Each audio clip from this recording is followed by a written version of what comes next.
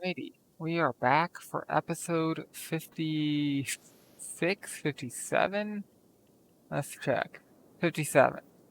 Damn. And a little bit of time has passed. Loaded back that save, finished selling all the stuff. Also, moved some inventory around to make sure we have meds for people. And make sure everyone has, so not meds, food for people. And also made sure everyone had enough meds. And also moved a lot of inventory into the pack animals, which are now all full, pretty much, except for this guy who doesn't have a pack yet, this guy who I'm keeping just food, and Jumpion who also just food right now, and then the med guy and limbs, armor, weapons. So, we are probably ready to get out of here. And we do have some prisoners. We could try to recruit them right now. I don't know about that. That was something I was like on the fence about doing right now. For a couple reasons. So, we need to get a backpack, right? And the only place we're gonna get a backpack is either by killing a bull or finding a dead bull, right? That is a pack carrying bull. So either belonging to the animal traders who we don't want to make enemies with, right? Or like a trade guild or, the slavery guild or merchants or something, right? Which, you know what? There's a decent option for that not too far away in Canton. Or we try going to the Royal Valley and give that a try. Or we could go back to Flats Lagoon and see what we can buy and sell there. So I'm tempted to do that just because we have so much loot. We have so much loot that we cannot just do it. Oh, hello.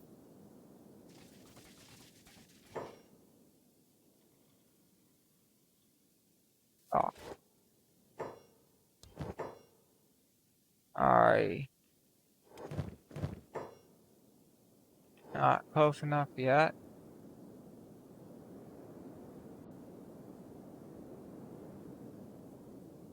And we don't have block on, so people are just going to be fighting this thing. Alright, we're close enough.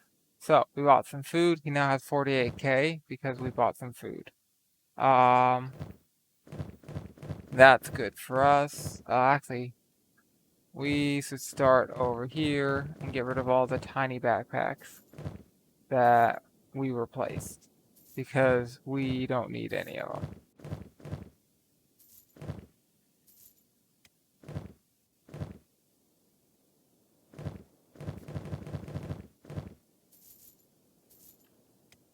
And I'm more concerned about getting rid of stuff in people's inventory than stuff in the pack animals inventory at the moment.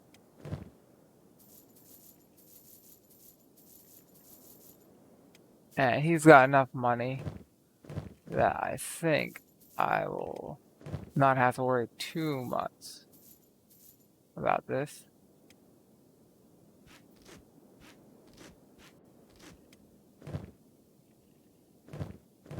Okay, so there's 3 robots that still need to get rid of stuff and some people in the originals, as well as, pack animals. Still, that's a decent amount of money.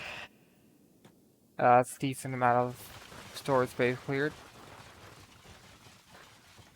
Better than none.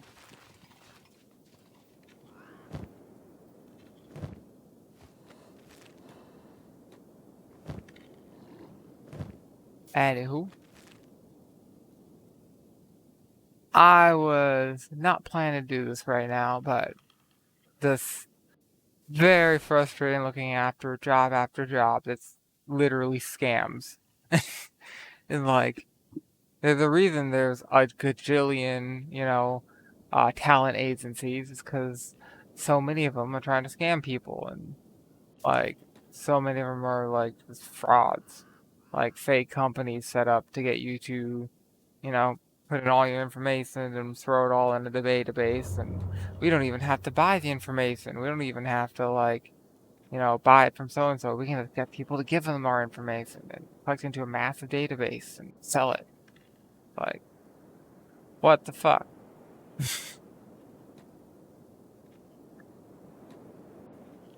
Like, the current situation in the job market right now is like a horrible, horrible, horrible mess. Like, oh boy.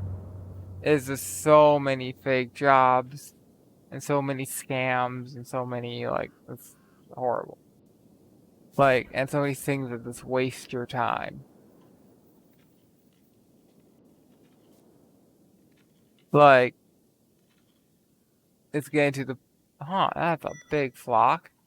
Rarely see big flocks. You only see one or two. So then again, it's hard to look up. You know? Anywho. So, for and against the episode. Hopefully that'll be less stressful.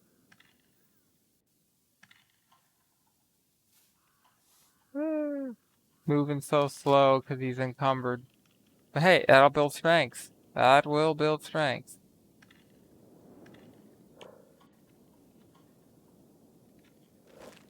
Slowly. Very slowly.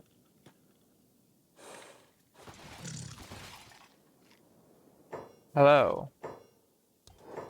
You have guards, but I don't see packs on the list. The other question is, do we have enough? We have, what is this? 14. I think the answer to that is no.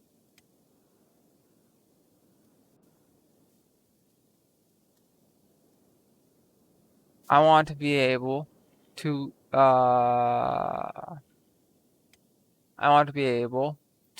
loot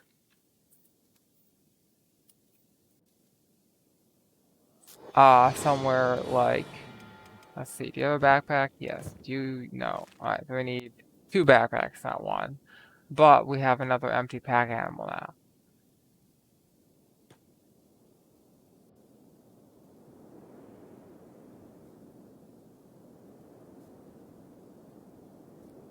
Is it Doom or Dower? It's Doom.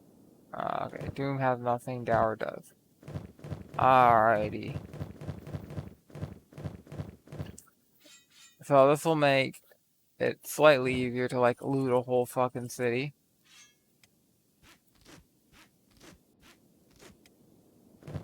Anyone else carrying shit? No. Any of you carrying something you shouldn't be? No.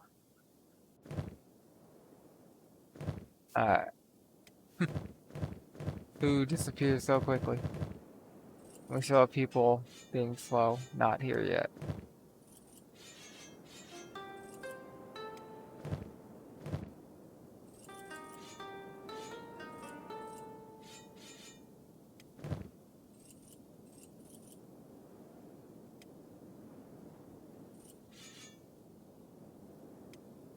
Let's see. At the very least, I could do that. And you know what? I could also do this.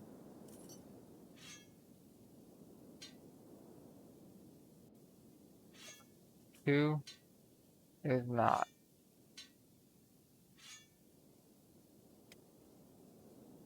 I could also do that. Helps with space, doesn't help with weight.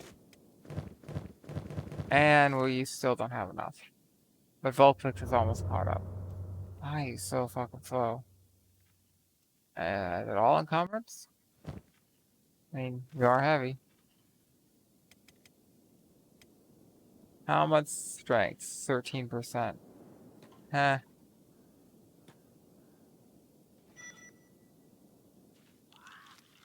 How to do this? I'm thinking trade with Vulpix. We need his strength to go up. We need him to trade with someone like you to get like wait, trade that here, right?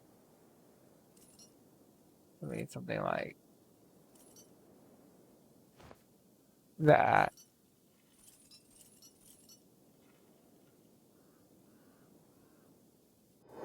And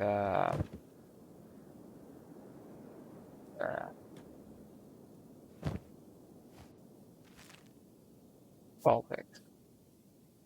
Here's my plan.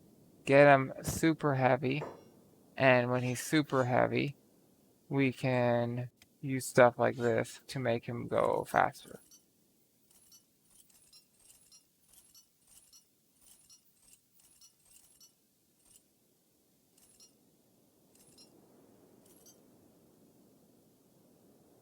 Uh,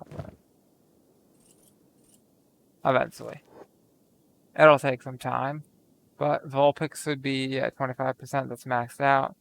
So he's moving very little, but his strength is going up as fast as it possibly can because the number is 1.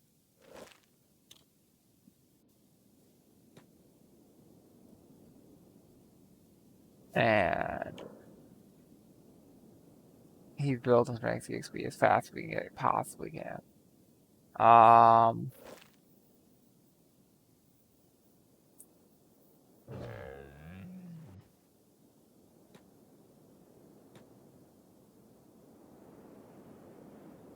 But it's going to be nighttime by the time we get there. Winter's annoying, but that's the cost of doing business. You have to train these guys a bit, get their speed up.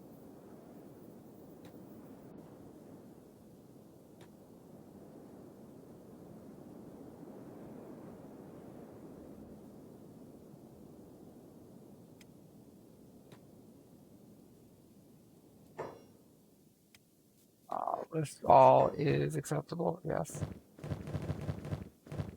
Okay, you trade with list all. And you come over here.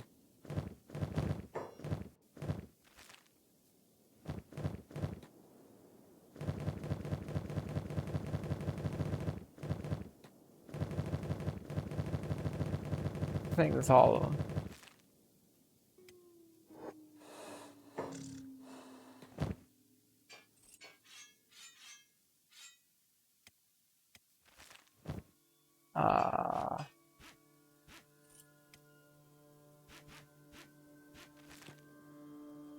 Okay.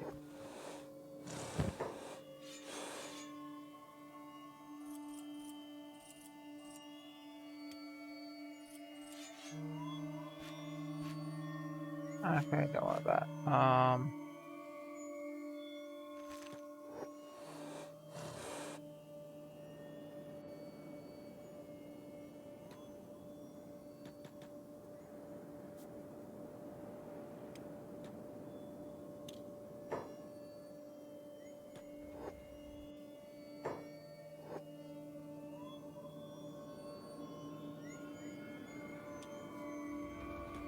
Alrighty. 1/100. They haven't locked the doors yet.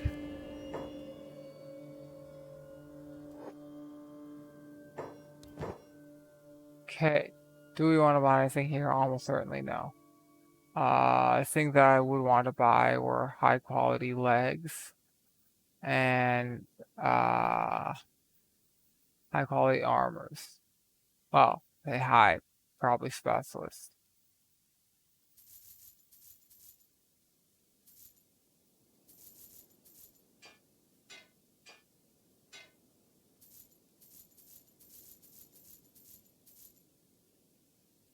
Yeah. What? One of these guys.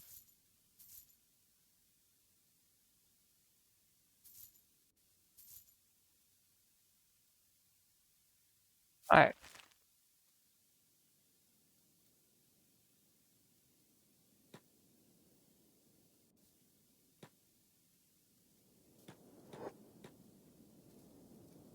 So 24/7, 24/7, 24/7. These two have the most money, so we're going to do them first. Also, this guy might have bolts we want to buy. And hey, we were able to do it, and it's still daytime. That's great.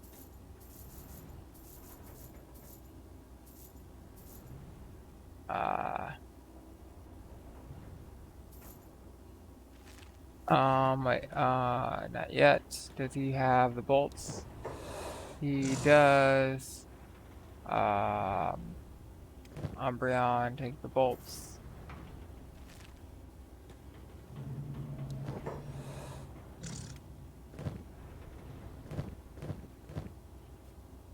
What do I want to get rid of? What is fairly cheap, but bulky?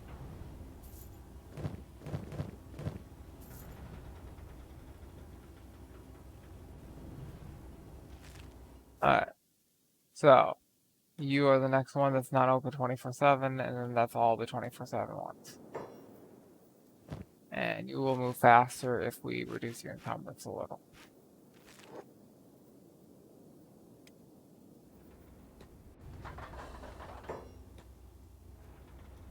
Alright. So, nothing 10 out of 10.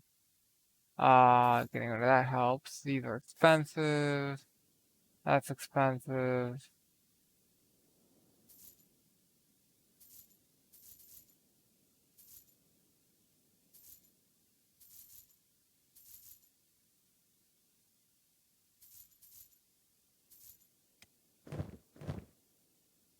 Let's see. What is not too expensive that we could sell? I think some of these are worth very little money.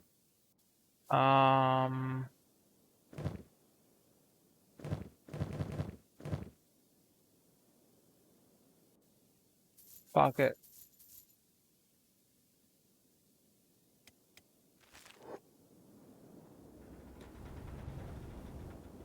We need food.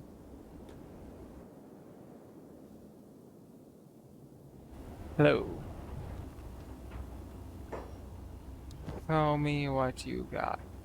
Alright, so you got nothing. Darn.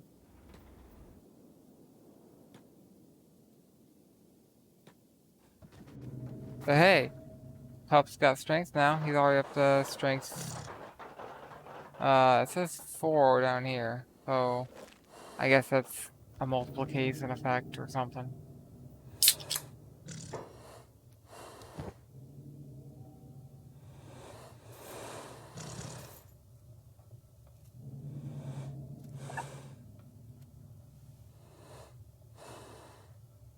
Any limbs we want? No.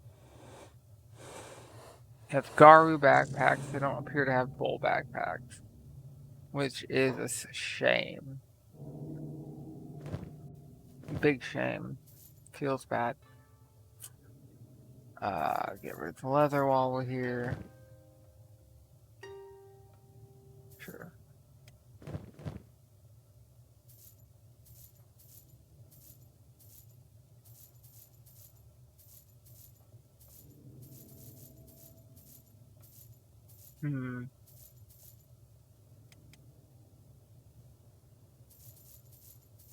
These are a bit cheaper? No, they're about the same. If they're standard grade.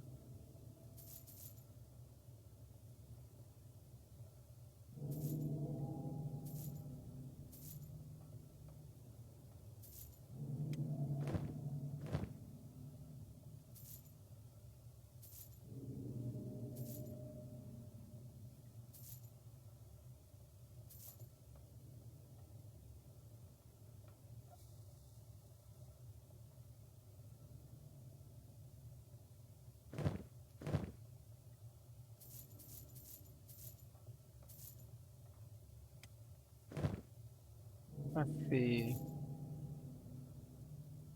And he's out of money. Alright. So I think we've done everyone except for this bar.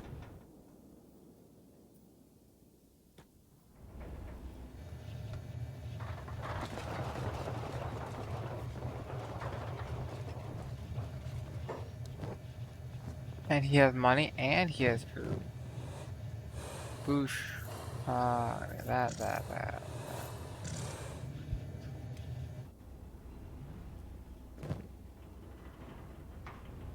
I wish he had the backpack I want, but whatever. That's life.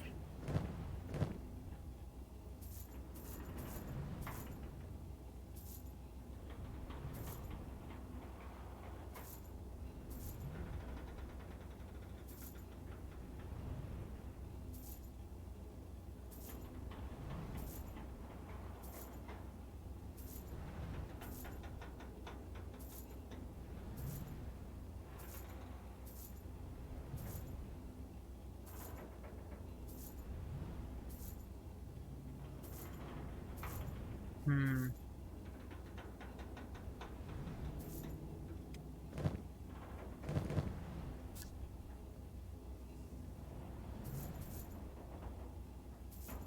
Anywho, this would help a lot with getting around.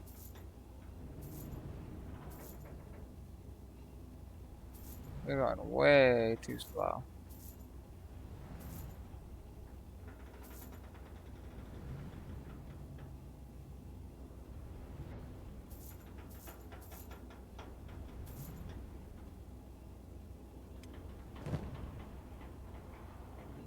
So, what can I sell for 136 a little less?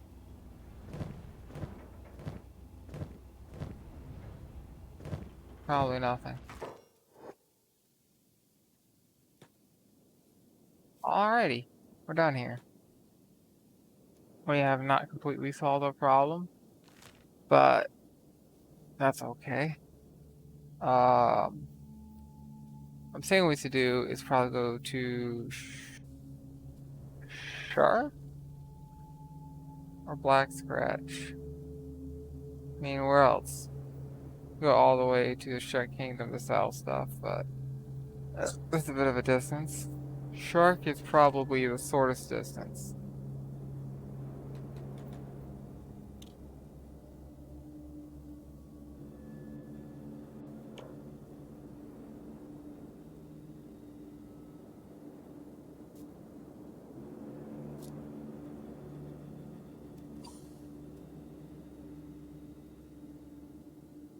He's not building muscle athletics, but he's building strengths. 25%.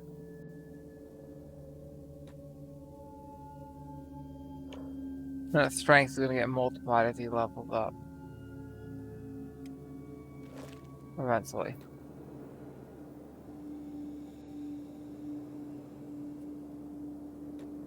I think it's getting opposite of multiplied at this present moment.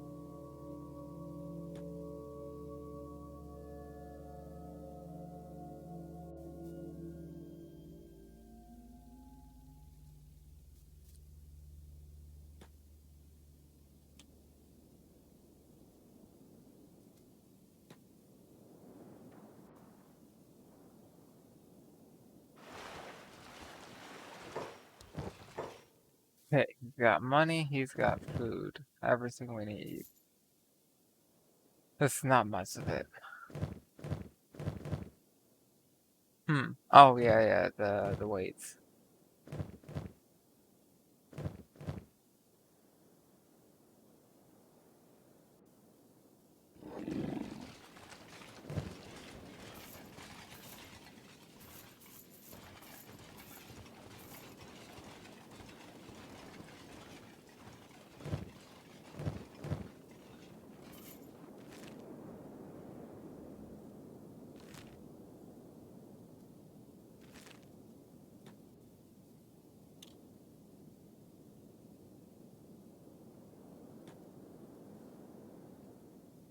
Well, my team's slow as fuck.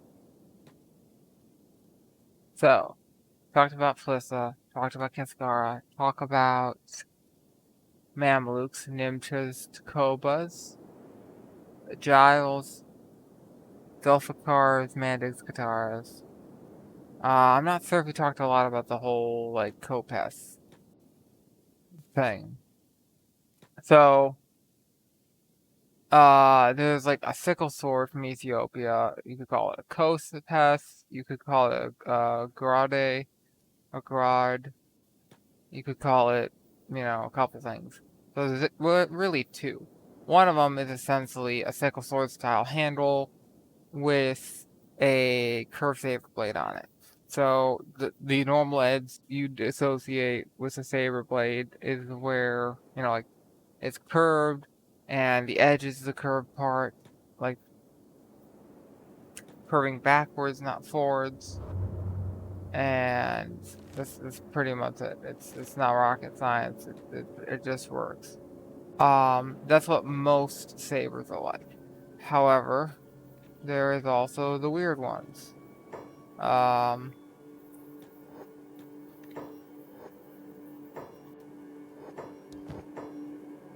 you don't have any money. You have money.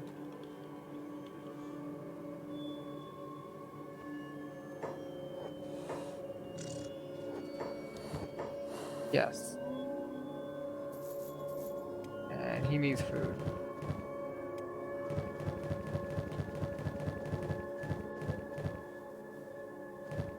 They also have two backpacks, right?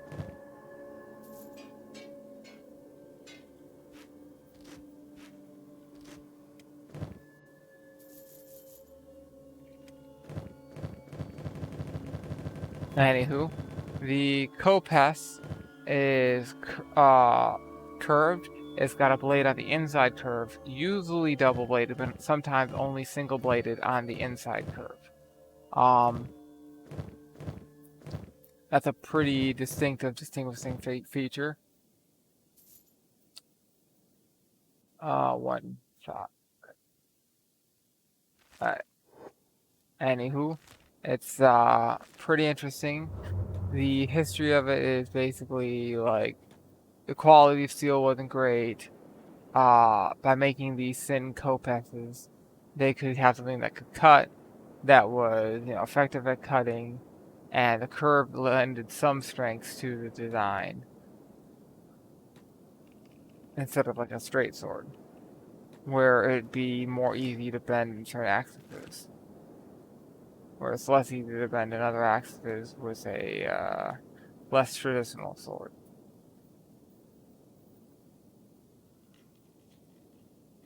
I mean, yeah, chased by a spider.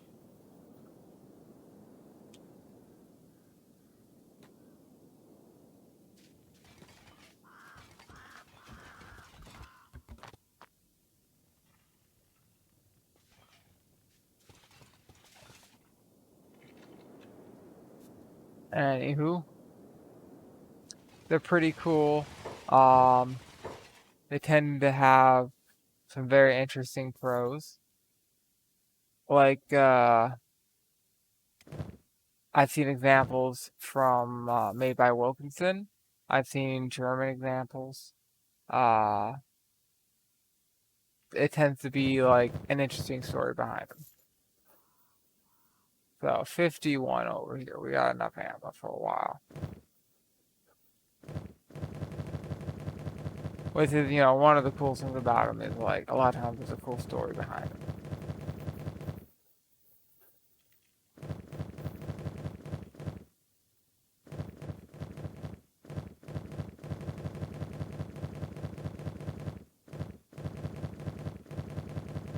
Anywho, and the Grod, often European blades.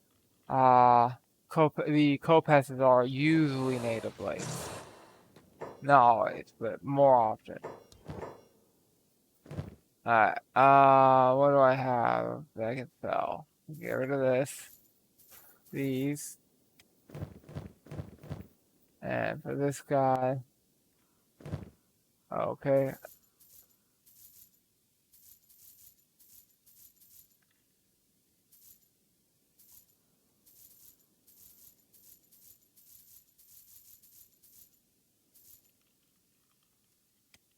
And he's out of money.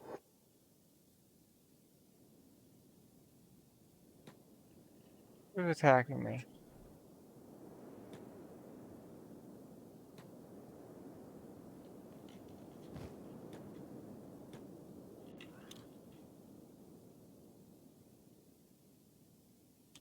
Probably a spider, wherever the fuck it is. Uh,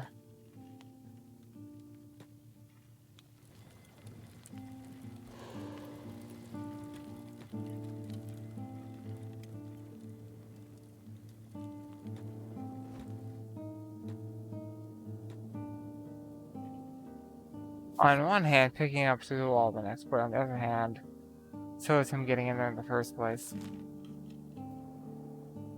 Hmm. Hmm.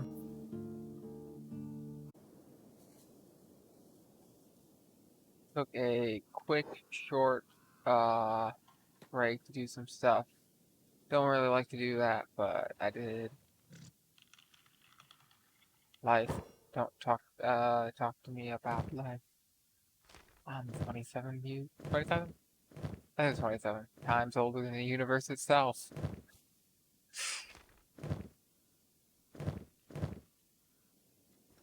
Hitchhiker's Guide.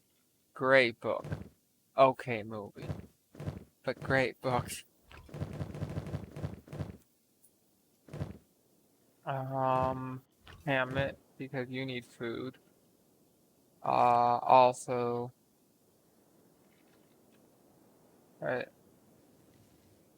you can put him down now. Uh, you're being held because you were in that wall. Also, you need to do something about food. Also, traders. So, uh,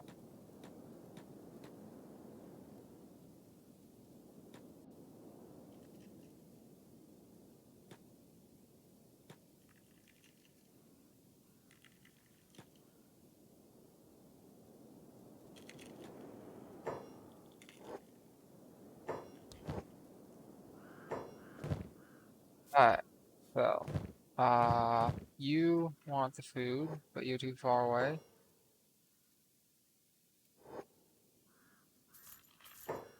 And you want the steel, because we still have stuff to build. And we don't need all of this. 835. Alright. 835.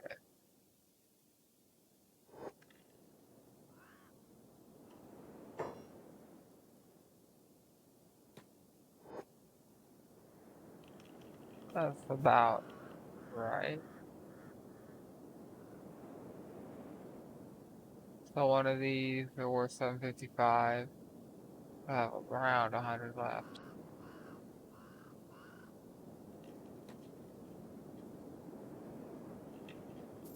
There we go. Alright.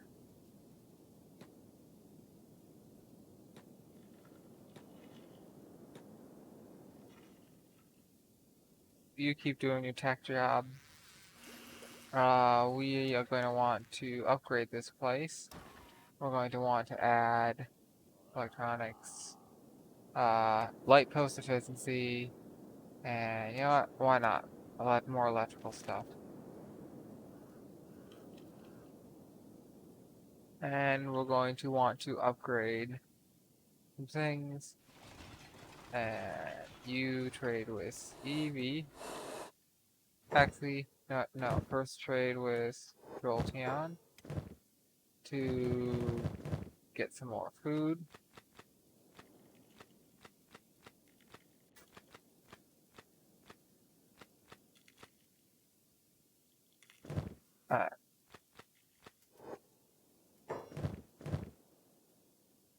Have you two carry the majority, and then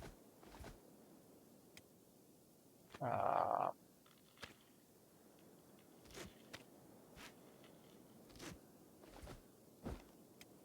hmm.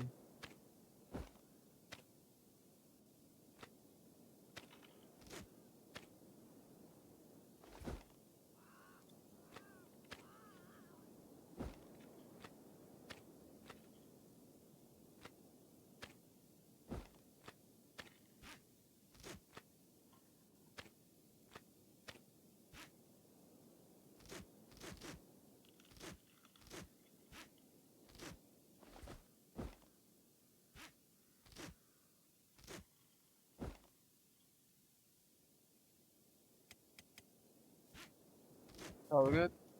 And then you.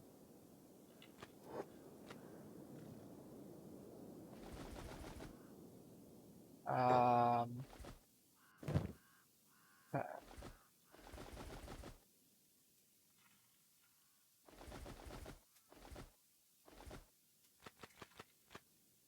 there.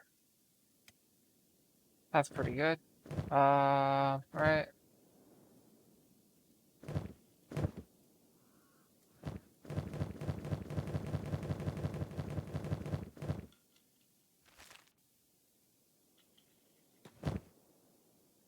Yes. I'm thinking that one. What do I want to work on more? Power or upgrading this tech building? Upgrading that tech building.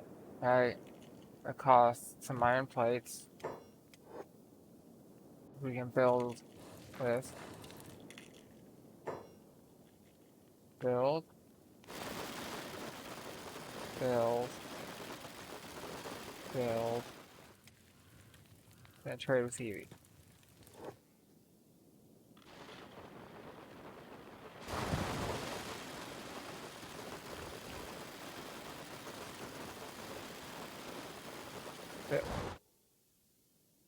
So, watch Robo, see what he does.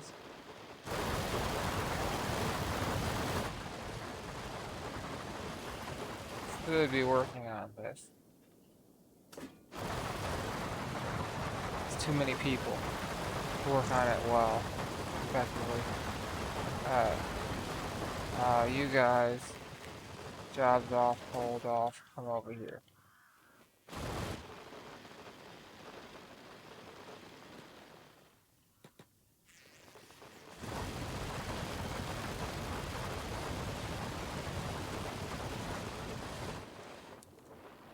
Alright. Hold jobs. Okay, I guess I won't hold on.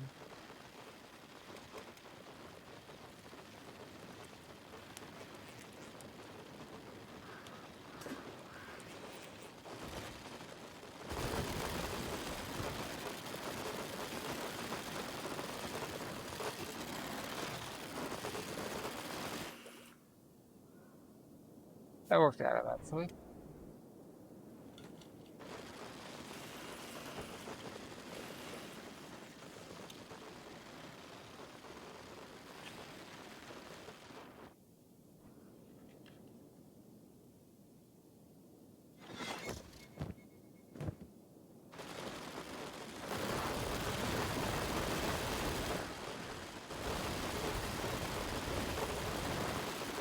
Relative to 30, Robobook will input his steel.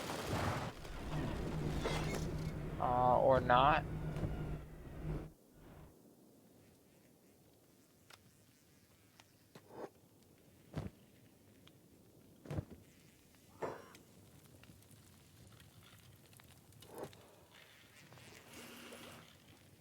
Put in some of his steel. Oh, no, he put it all in. Okay. So, now we can use it all.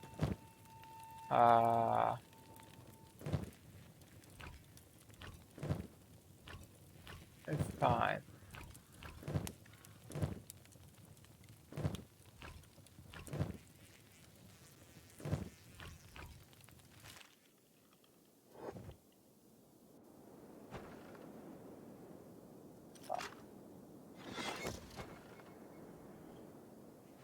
Alright.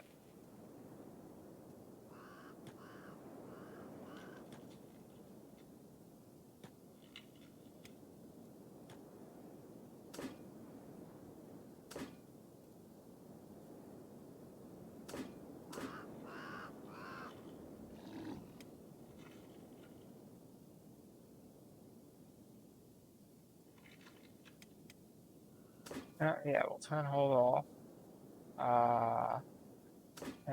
Brains. You're good. You're good.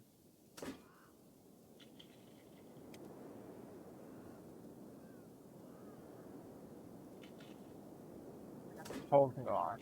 Yeah. I'm flip-flopping over here. But we got the higher level resource pets. I'm happy. Uh Inventory.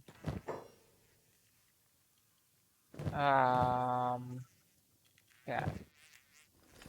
Actually no, I don't need that. The books. Inventory.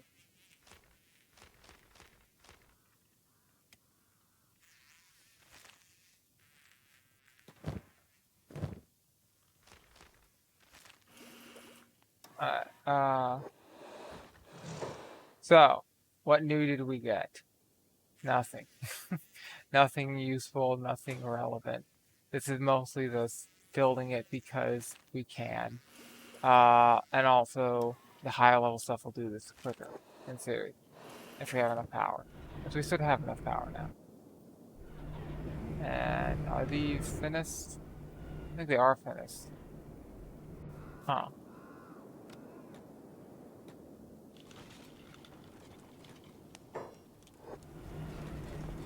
Alrighty then. Time to get out of here then.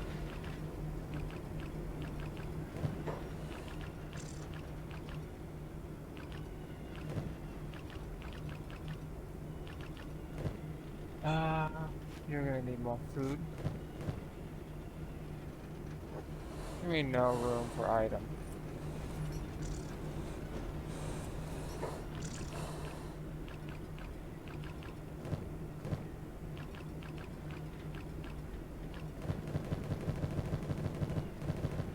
Right, backpack. Got 2 on the stall. Clear seat. Those 2 while we're at it.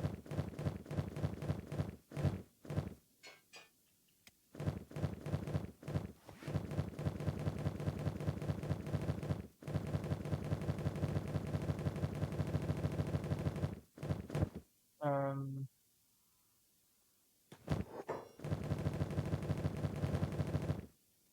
okay. Nothing else I want to get out of here. Alright. So, IS, Agnew, Kron, Dash.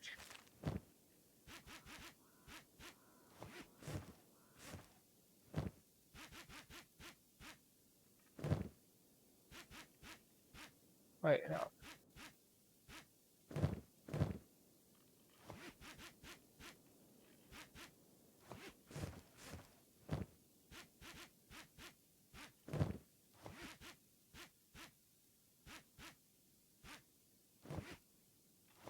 Well, that would solve some of our problems temporarily and possibly permanently for some of them. And I think we're ready to get the fuck out of here. Finally. Alright. So, we need to do some trade stuff.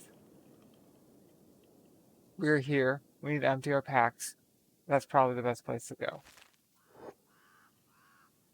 For this, a shit ton of places to sell stuff between all the little villages and the big one. And we could even buy some food, fish, and drugs to resell elsewhere. But only really Morn and Platts Lagoon. We wouldn't be busy wiping out the Empire. Otherwise, if we had empty inventories, we could go to Cat and wipe them out. But we can't. Also, since we're waiting for these guys, food. Alright.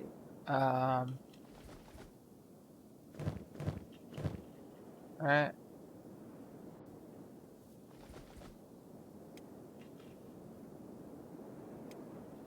Whatever. And then you're going through food a lot slower.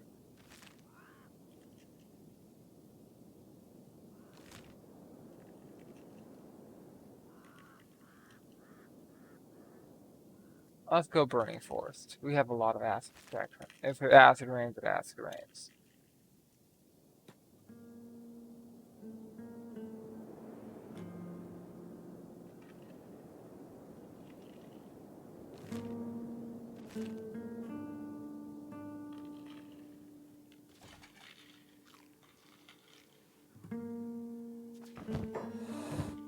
Alright.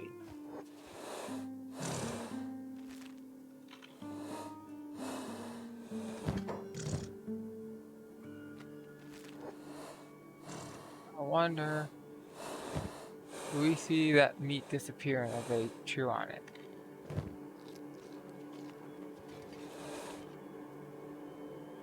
Looks like Vulpix caught up.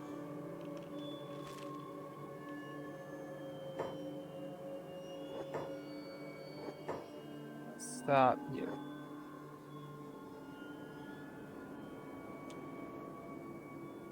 There's a lot of big things, and oh, look, a leviathan. Huh.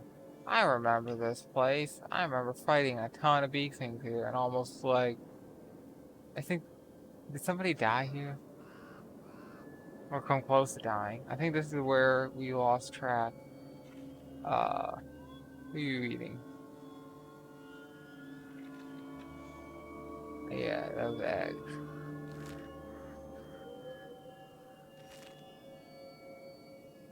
Well, on one hand, it's worth a lot of money. On the other hand, we'd have to kill a ton of big things. On the other hand, we might have to kill them anyway. And we're moving really fucking slow, and they're moving really fucking fast. What are they eating? A silk spider.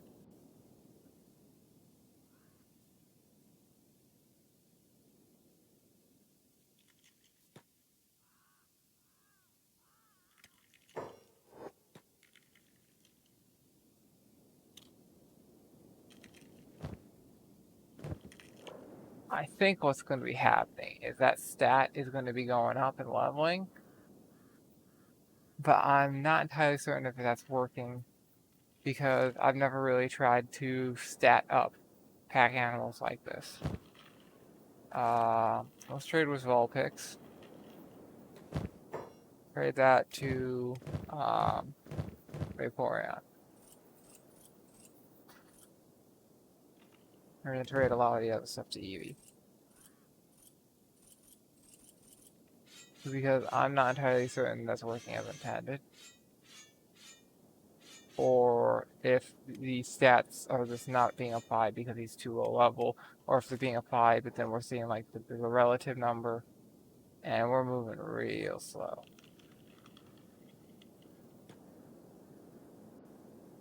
Alright, that's a bit better.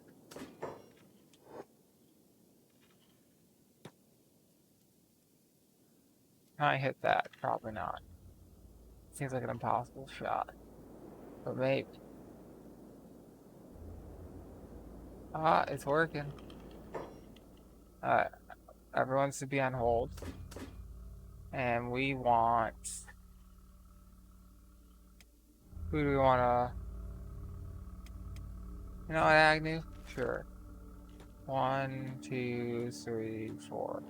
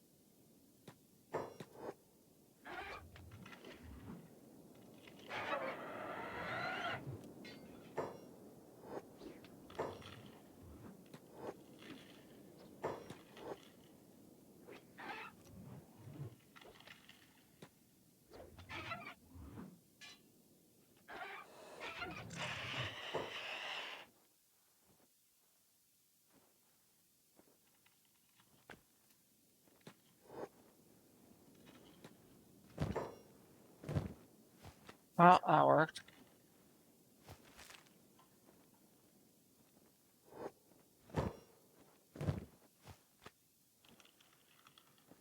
Yeah. Alright, no.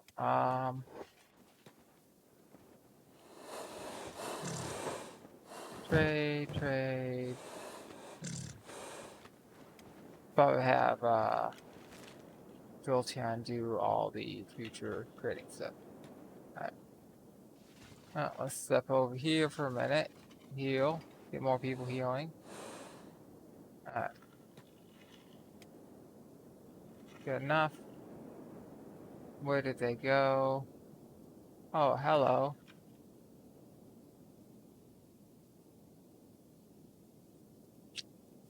Harry Potter, come to die. Yes, my British Voldemort needs work. I admit.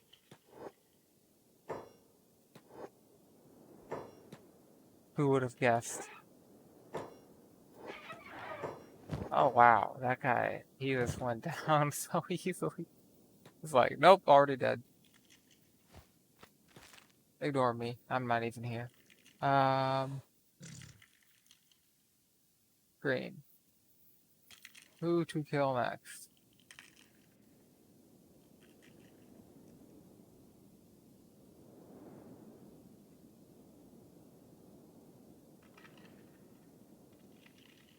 They all go. Well, some of them are asleep. There were a lot more wanderers. I'm kind of worried about the wanderers. Can I even hit you guys from here? I cannot. Alright. I'm gonna need to get a bit close. I'm gonna say here.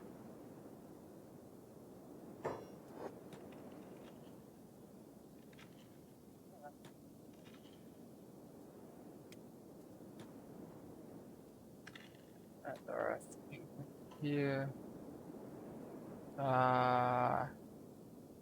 Are they all getting up? No. Oh, patrolling. It's not all charging. And then there's these two who are sitting there. Okay.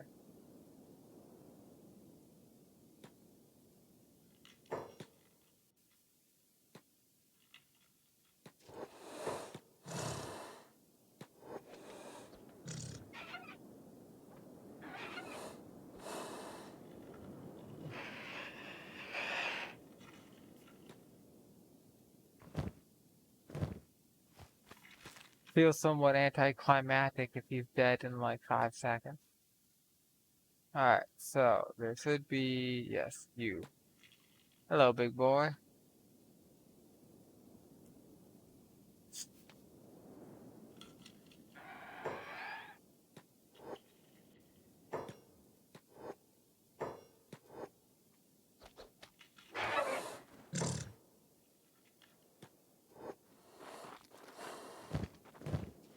Alright. Next. Where are you? Somewhere down here. This. There was a little one over here. Where did he go? Where did you go, little one? Come back. You taste like chicken. Well, whatever. It's probably came over here.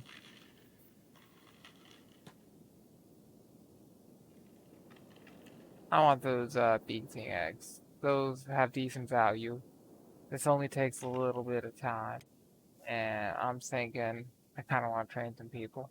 Like these guys are relatively new. So is DD Rescue.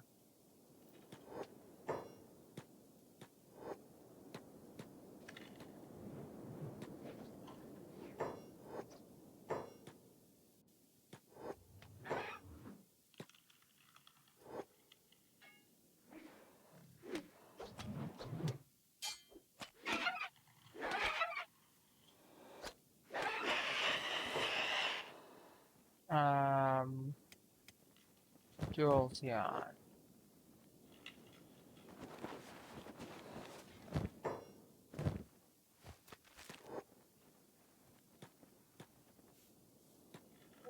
You think after a certain period they'd be like, where did everybody go? And that horror movie where these guys are, the people who keep wandering off to take the bath, to take a shit or whatever, in the middle of the night, deep in the forest, and nobody's coming back, and nobody's like, hey, wait a minute, nobody's coming back. Wait, um,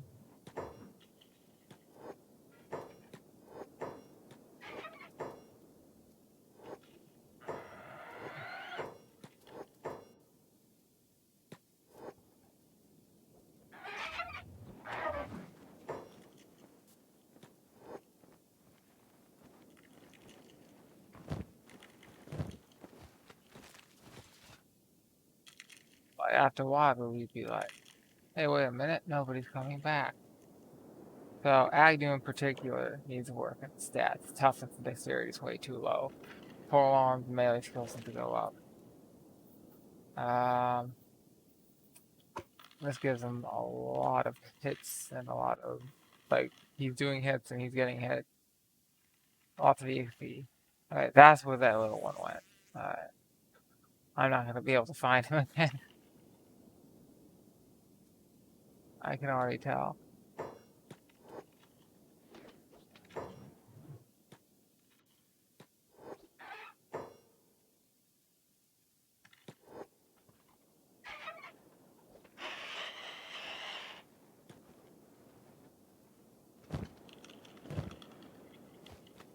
But hey, on the plus side, we're getting that EXP. Alright, so there it is. Little one. There you are. Hello, little one. Okay, so where were there in African swords? Covered most of North Africa, I think. It's like for like the big ones. There's a lot of like less well-known stuff, like this. Well, the Saif, which is like more of an Arabic one, but or like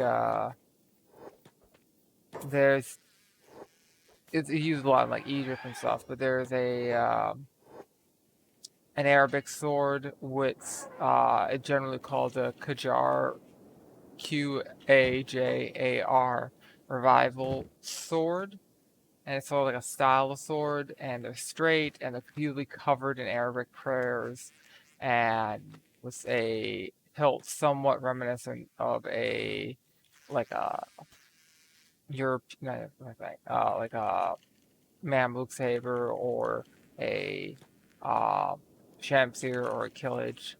However, a lot of times the quillions are curved, and a lot of times it's all metal handles more often. And I think it's mostly has ceremonial use, like animal sacrifices and stuff.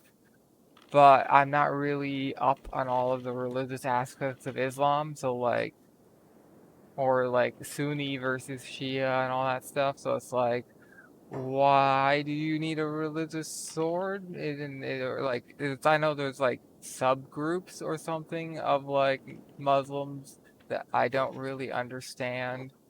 So it's like, I don't understand the context of why this sword exists. What is this point? I've just know a friend of mine has one, and then I have a blade of one on a Cascara, which happens to a lot of them, just because they're decent quality blades. And Ethiopia did not have that many decent quality blades, so if one comes along, you're stealing it. Um, because of course you are. Let's see. Do that. That's not gonna really solve my problem. Alright,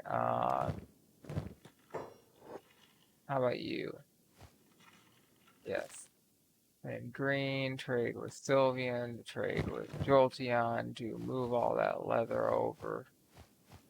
And hopefully solve the food problems, and then all of you go back to the whatever, except for you, if you have a job to do. Alright.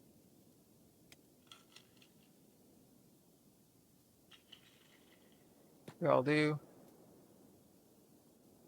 They're awake. They clearly know something's going on.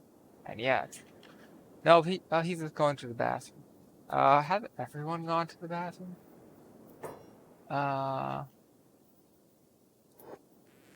Anywho. Ooh, he went down instantly. We didn't even get to fight him. Alright,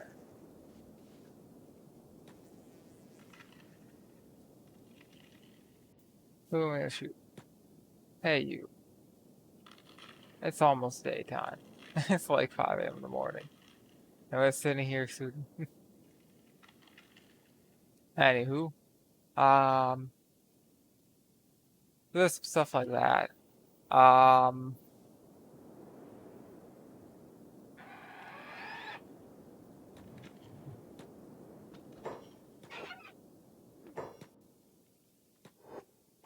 so I wrote down a note of a couple ones, and some of the stuff I'm looking at, it's been like, I don't remember this one. Like, I recognize the name, but I can't put a name with a face. It's because so many of them are like African language stuff that I don't speak, and it's hard to remember all the words sometimes. Like, because my brain looks at them and it's like, this doesn't make sense. Like, the Somali name for the Gile, I'm just looking at it and I'm like, okay, Qolxad. What? What the fuck? How do I say this? And like, I can never remember that one. I always have to look it up and or write it down or something. Just because like I look at it and my brain is like random letters, numbers. What the fuck is this? How do I say this? And nothing sticks because I don't understand how you pronounce this word. So it's just like my brain is just can't file it away for a rainy day or whatever. I just can't remember it because I can't like understand what it even is. It's just like, what is this? Some sort of crazy made up language? No, it's not. That's weird. Sure about that. Oof. Friendly fire on Bash. No, I was an adventurer until I took an arrow to the knee. Alright. That should be the last of them.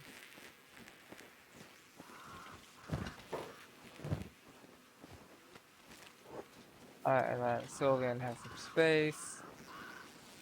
Trade with you, trade with Sylvian.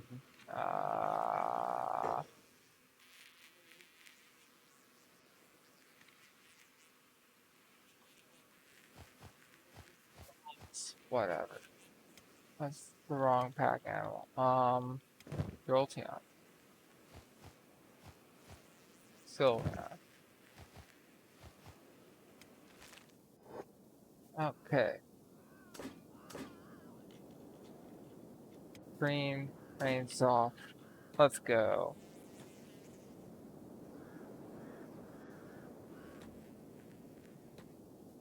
Oh, now there's a thought. I could also send somebody at 50 miles an hour to pick up all the stuff and just run away. That's so evil. I love it. Runs into base at 50 miles an hour, steals all your stuff, runs out at 50 miles an hour. You can't catch him. Get right. Oh,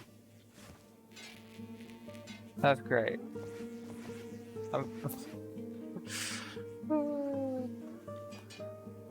Got to go fast.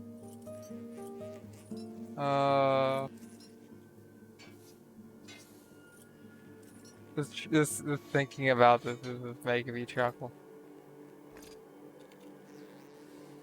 Okay, that's only gonna be it.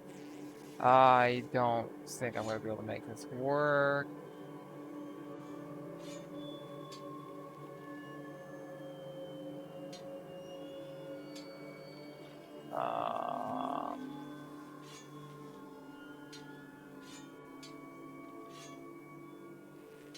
I mean, I could put one of these here, but that doesn't really help me much. Unless do that.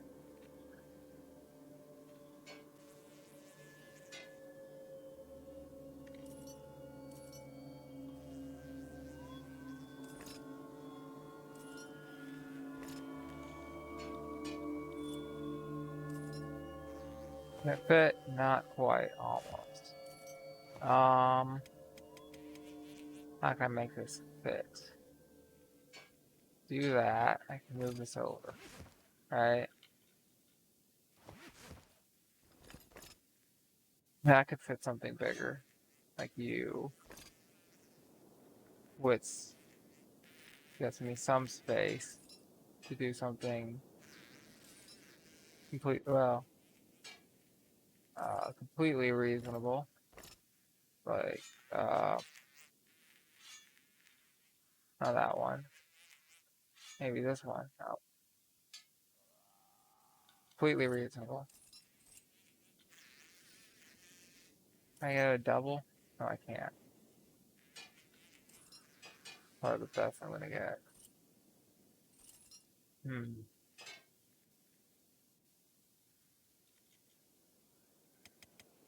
Space is somewhat inefficient, but whatever. Uh, miniature Sylvan. Who? Yes. Great.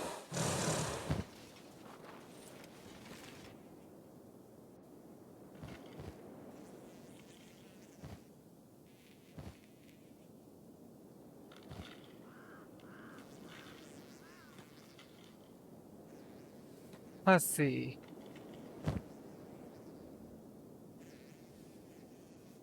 The Bilal from Somalia. I think that's the one where it's like curved and very, very thick at the tip and has like a very, very thick pommel. I think. And then a lot of times I'll have like weird patterns cut to the blade.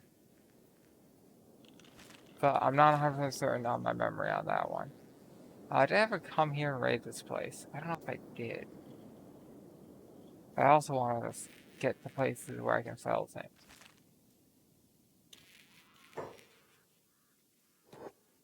More so than like anything else.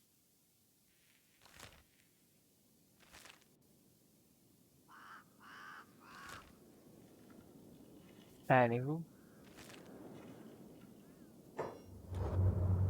Not certain about that one. My memory's sketchy. What else? Okay. So there's the Ida and the Seme Sime slash O Alam sword of the Maasai and a couple other tribes, hence multiple names. So these swords are very, very similar, and I really struggle to tell the difference between them. They're double edged, straight, short. A lot of times they have a central fuller that not central fuller, central reinforcement section, sort of like a pipe. If you know what a pipe back sword looks like. If you don't, think of if you've ever seen. Well, how many people have seen ancient Greek swords? So a reinforcement section where there's a raised, well, looks like maybe a raised bar attached to the center of the blade, uh, where you have like a very thin blade and then that central bar through the middle, and that is how it keeps the blade somewhat sturdy and straight. The edges will bend, but only bend a little bit, and the central part won't bend as easily. Oh, band of bones. Hello. Let's see, do you have anything I want? Not really. Um, Sylvan, come over here.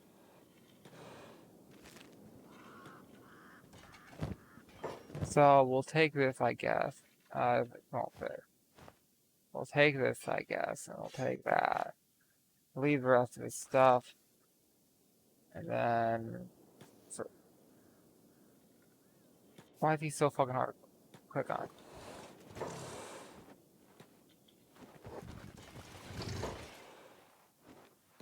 Oh, hello. We're literally healing your buddy. And you're attacking us while we're trying to heal your buddy. Isn't that kind of rude?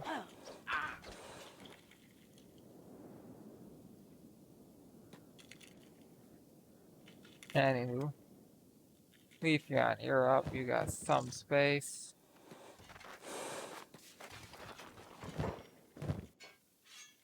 I have changed my mind on healing them. They have been rude. Now they get to die. Too bad. Caught stealing. I think you do not understand the situation here.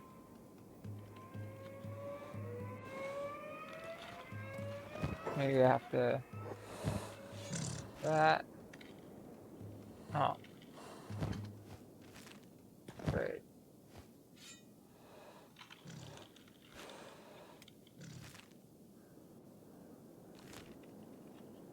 Anywho.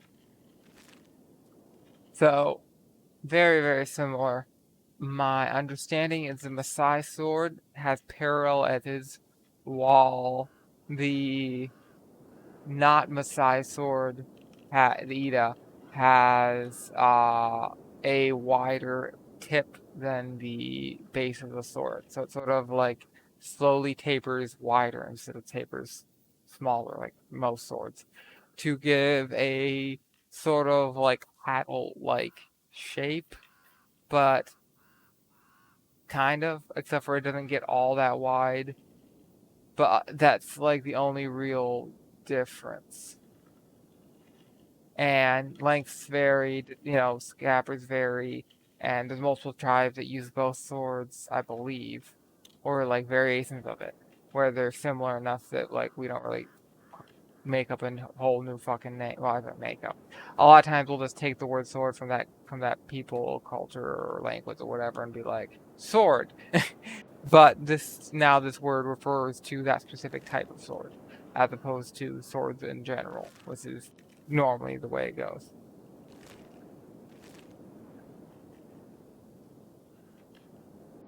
Yeah. Sword nomenclature. Nomenclature, I believe that's the word. The how you name things. Katana, the sword. Odachi, sword. There's a little thing you put next to the D that turns. What's the D? No, wait, no, I think it's K becomes D, and I think, and T becomes yeah. So in Japanese, it's got like a lot of different sounds, but so it's all for hiragana and katakana.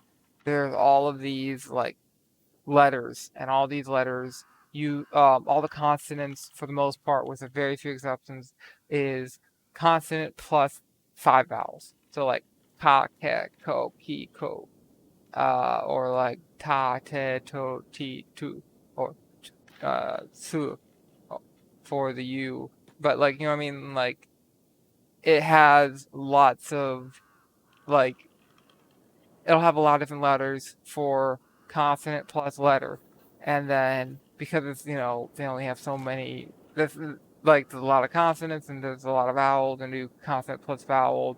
It's kind of weird.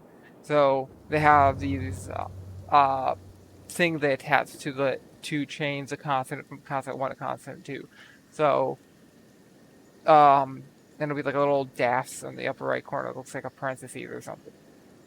And that means this isn't this consonant, this is a different consonant. Uh, and it makes it a little bit easier to remember, I guess, because there's less total letters, because you're just reusing letters and giving it a parentheses to turn it into a different letter. So I guess it could be easier or harder depending on, you know, how you learn or whatever. Uh, but that's the thing. And it makes learning it a bit easier. But it also means that for some times it can be hard to tell what letter it is, especially if it's on a sword that's been rusting for 1,000 years. It's like, is that a ka? Is that a cat? Like parcels get a lot harder because you could have two different. If the upper right corner where they put that thing is damaged, it could be a complete, one of two letters instead of, oh, that's one letter. And then if enough of it is damaged, and it like will normally be one of three, now it's like one of six. Uh, it this sort of makes it a lot harder to figure out stuff that's damaged. Anywho, that's life. Life sucks sometimes, and you can't translate things, and it's really frustrating. But what can you do? Nothing. Blood spiders. Fucking blood spiders. Alright.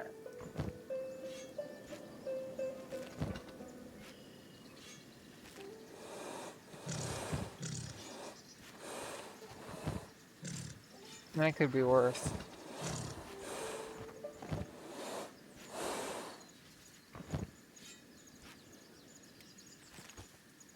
So we're not one of these guys. Bleeding to death after a suicide attack.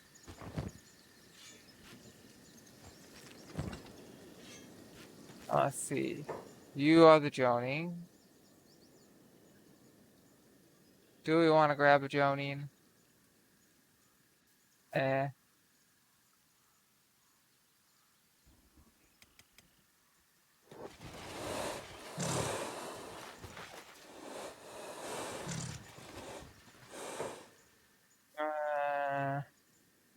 Strength. Oh, he's also basic limbs. Not great. But he has really good dex and toughness. I'm gonna say, nah, fuck it. And we have caught up. So, you trade, that's with Eevee. Go from there. Oh, we can at least get rid of some of these really shitty meds that are mostly used up, partially used up. Which is it's, I don't really care. Go to Sylvian. Yo. Go to Leafeon.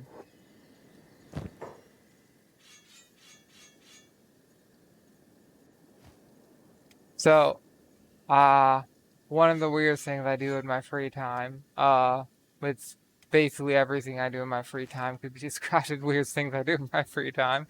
But one of them is I run a anime thread where people have to it's like a guessing game, and people will post stuff, and you have to guess what it is, and it's somewhat challenging sometimes. And we've had a thing we've been trying to guess for almost a week now. It's been a long one. We're like trying to figure out what the fuck is this, and we haven't been able to figure it out for like a week at this point. It's driving us all crazy, me especially, because it's very it has so the guy, he's been posting a new screen side every 24 hours, or a hint every 24 hours, and it's been like over a week, and we've just been guessing, and haven't been able to get it. And uh, one of the photos is this girl, and she appears to have like her face destroyed, and there's like a broken wheelchair next to her, and paint everywhere. And so it's like very, very distinctive, unique thing where it looks like someone got like fucking murdered, right? And you think, well, this is super unique. I've never seen anything like this. We'll easily be able to identify this, right? Right? No. I can't figure it out. It's to drive me insane. It's still driving me insane. Because, it is, some of these screenshots are just, so, distinctive. I should be able to figure it out. And the animator style is well, clearly fairly recent in the last 5 years or so. So, I can tell how old it is. It's using all these lighting effects. It's okay, this is fairly new technology, and rendering this is somewhat graphically intensive. So you have to have decent GPUs to actually do all this rendering and fairly high res, because it is fairly high res. So the resolution plus you're adding all these CGI effects when you're rendering it, and okay, you got to be doing this and whatever, right? So there's all these things where it's well, it makes sense, all these things we can do to sort of limit it down, and we know somebody gets murdered, and we know, you know, that like stuff about it, but we still can't like figure it out, and it's kind of crazy. It's like like there's so much stuff. I feel like an idiot. Like I should be able to figure this one out, and can't. It's like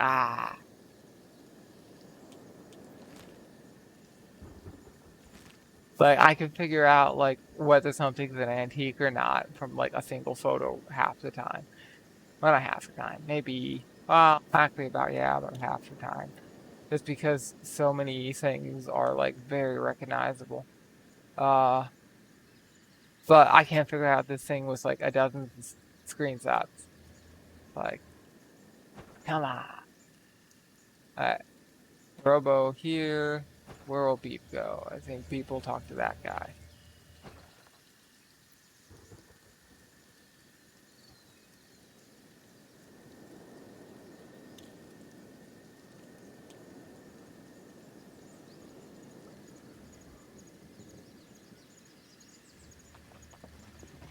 Hello. Alright. Um, looks like Robo's out of food, and Beep is almost out of food. So, how far are you? You can still sell stuff. Alright, nice.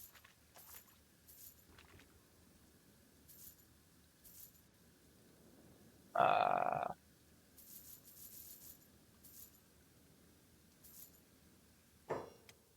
okay. So, drill to, yeah, I can just go directly to Beep for this.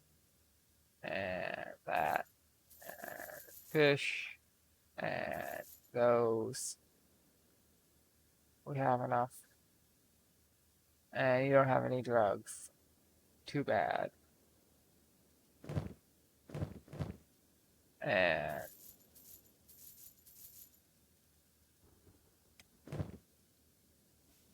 shopkeeper is broke. Ah, poor shopkeeper. Whatever will he do? 234, 243. I cry. Sake, you can afford. Okay. You can afford sake, but you cannot afford a piece of leather. Got it. That makes sense.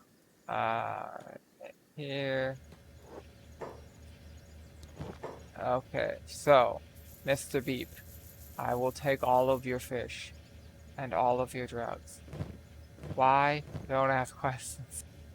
Too far. Actually, probably better to give somebody who can have some carry. Wait, let's see. Get rid of those. They're somewhat bulky. And these are, yeah. Alright. 263. I think leather? Yeah. Well, maybe, but you don't have any more to sell me, so. Haha. Alright, so we want to go to that village, and then we want to go to Shark. Shark bait. Ooh, haha. Come on, guys, get going.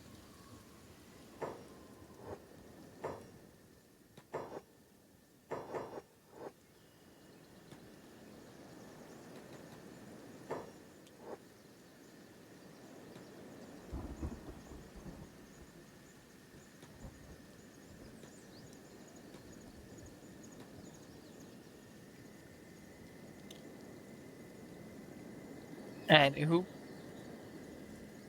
Ah, Ida, Sam, Same, Simi, yada yada. They're pretty cool. I know someone who has a ton of them. They still make some modern ones. They're a shorter port alarm, so they are the sword of these tribes, and a lot of them will wear them with a spear. So they have a shield, they have a spear. The spear is for longer away stuff, and they pull out the sword when you're too close to use the spear, right? And if you're the Maasai, you might have a very, very long sword like spear blade on your spear. They have this halberd like lion spear. It's pretty cool. It's built to be taken apart, and then you can just like grab the like 2 to 3 foot sword blade that's the spearhead, and on the other side you have this long 2 to 3 foot long metal spike that's the other on the other side, and it was a wood section in the middle. So it's sort of built where you can like stab them with one section, then take it out and have the other section, and then like control the body by holding one and using the other one, or like keeping them at a distance, or whatever. Like there's stuff you can do. Uh, you have options. You can take it apart in combat or keep it together in combat, and it's like a rather unique weapon. It's like this weird sword staff like thing, but it's very similar design to like a seme. It's just much longer, and with a hilt made to go onto a piece of wood, as opposed to a hilt that's like a little tiny tang and it goes through the wood, and they usually bend the tang. Uh, so a lot of places will peen the tang.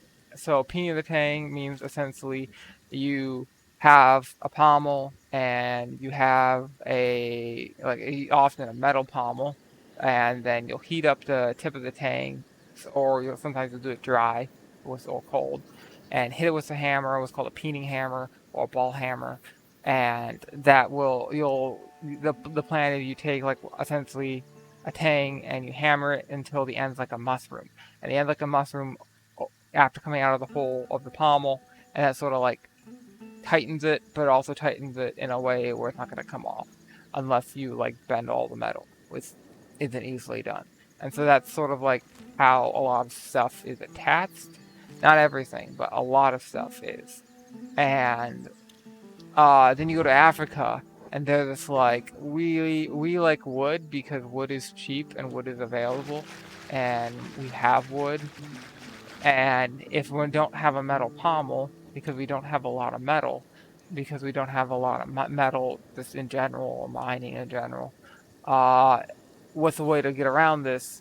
We can just bend the tank, and they can get unbent, they can get loose. This isn't like a great solution, but it works, you know? So, meh. And you see this in lots of different types of Arabic swords. It's not just like from one group or another. I've seen it on semes, semes. I have it on some of my gyros. I've seen it on some cascaras. I've seen it on some tacobas.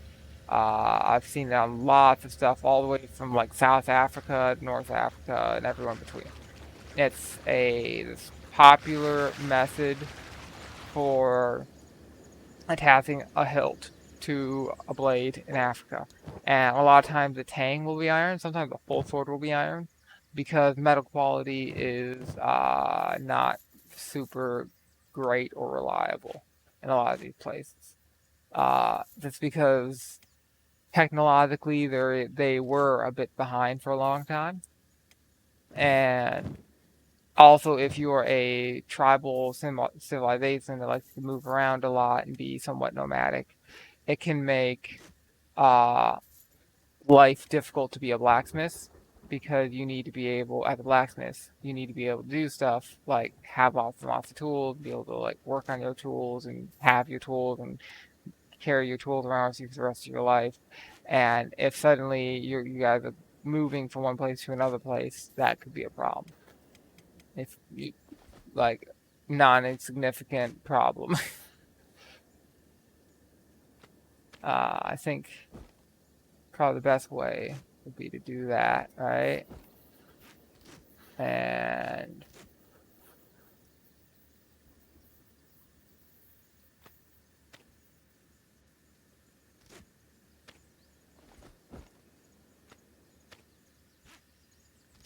yes, Gene. Alright. Then buy the drugs and get rid of some other stuff. 500 left.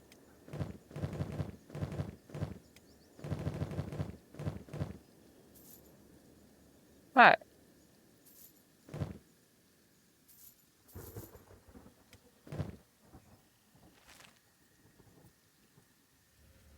Originals. Yes. Show me your stuff. You do not get food. How is Esper doing on food? He's doing okay. I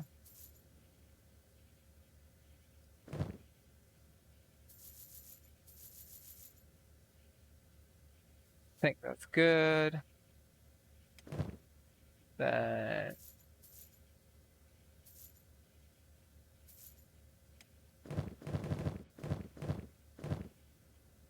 let's see. All right.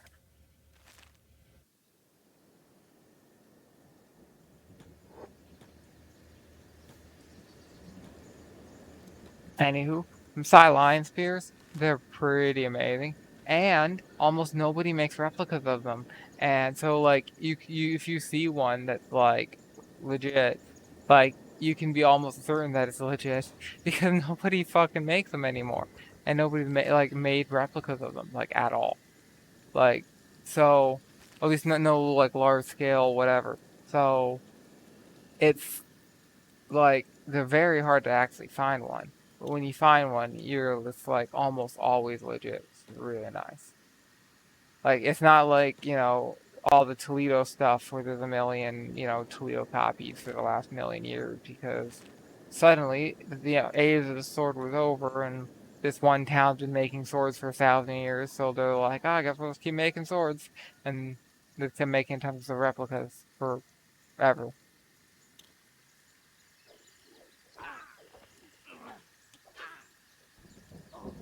Let's undo hold. Uh,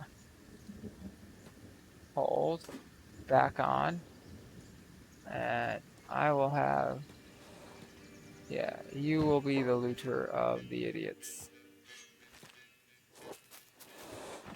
Hello, idiot. It appears you have decided to attack an overwhelming force with small amounts of numbers for unimaginable, stupid reasons. Game is still loading for some weird reason, even though it appears to be working perfectly fine while I run around doing stuff.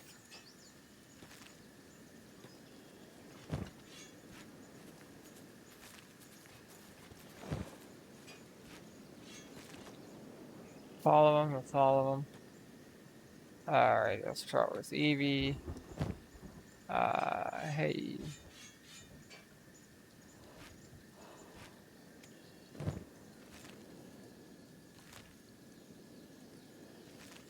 Wait on Growlers. Growlers does have a fair amount of weight.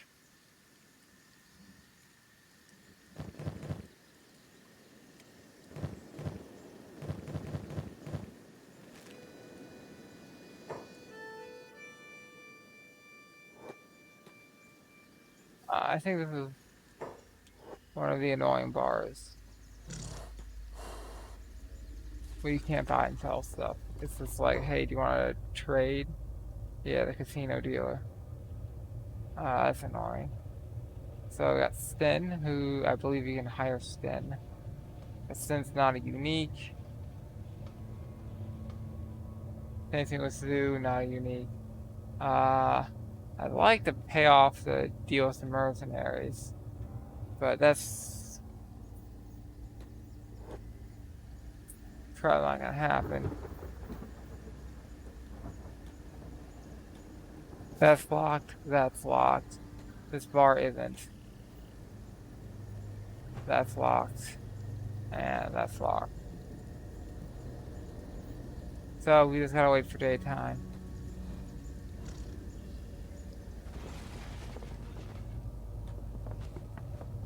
Barkeep, hello.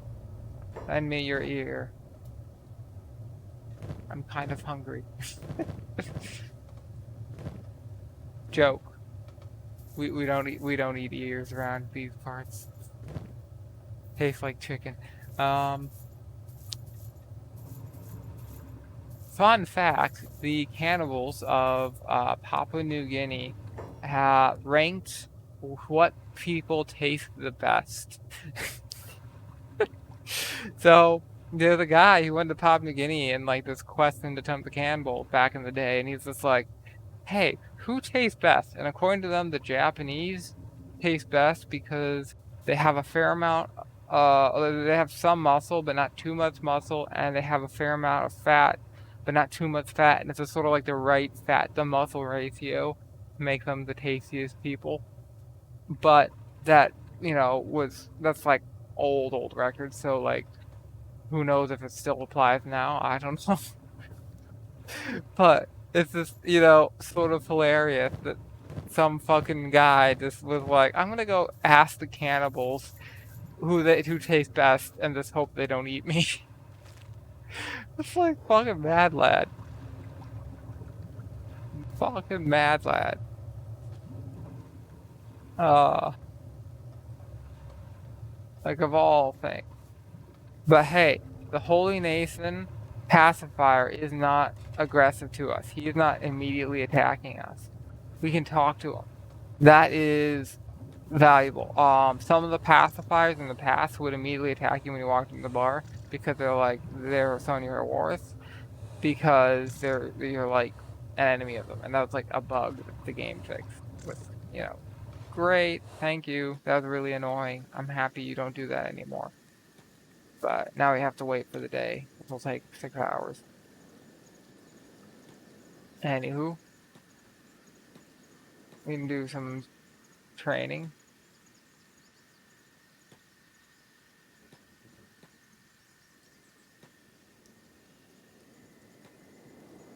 You stuck. It's probably some local wildlife. Oh, blood spiders. Fucking blood spiders. Fucking pirates. Uh, Water slows you down, but you can get a lot of training from it. Anywho.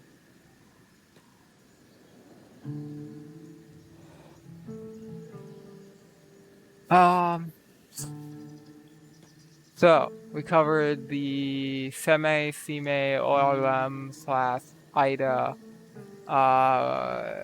Takoba. I think we covered the Takoba. It's basically a Cascara, but a different style of hilt. And they tend to be lower quality, more often native blade, less often foreign stuff. But like very similar. Sometimes the blades have a little bit more taper than Cascaras. Cascaras tend to have very little or no taper. Uh, what else? Um, well, Nagulu. So Nagulu is one of my favorites. I've bought two in the past. A single. eh, Uh, okay, so Nagulu is like a difference between a sword and an axe. It's imagine a sword blade, and then when it gets close to the tip, it just splits out. It does this weird loop thing, like a kopess, and you hit them with the curved bit, the outside of the curve, not the inside of the curve. So it's essentially like hitting them with an axe at the end of a blade. And there's two versions, the single and the double. The singles have like one of these curves, and they normally have a single edge. The doubles are normally a double-edged sword, and then it has two of them coming off on both sides, left and right, usually symmetrical. Um, and it's basically like a double-headed sword axe on top of a double-headed sword, and it looks like demon horns or something coming out of the end of a sword. If you've seen the Quake logo, uh, it's the Quake logo. So I showed it to a friend of mine, and he's like, "What the fuck? It's the Quake logo." And I bought a single and a double, and I gave the single to my brother-in-law, who's a historian, and not as in the swords as I am, but still, he's got a decent collection. He's also got like some Civil War era like rifles and stuff. So he appreciated it. His birthday present. Um, I let him choose which one he wanted, the single or the double. And here's the thing about Nagulus. So the people who held them were the chieftains. It was like a chieftain weapon, and they were made to be a little bit more fancy than most stuff from the Congo area. Uh, the Democratic for People's Republic, whatever. But this is way pre DPR, right? Yeah. Yeah, Democratic People's Republic. Yeah. It was way, way, way pre DPR. This was like, 1800s, 1700s, some of the 1900s. So a tribal chieftain would hold it, and that was both a symbol of the tribe, like as the tribe, as that he is the chieftain, sort of like a royal scepter type thing, as well as a weapon, as well as a tool for execution, which is part of that whole like symbolic power thing. Is the chieftain would be the person who was the headsman. So if you broke the law and you had to be executed, the chieftain would do it himself, and the chieftain would do it with the Nugulu. So Nugulus were designed to be executioner's weapons more so than weapons. Wait, what the fuck? I haven't broken into any houses.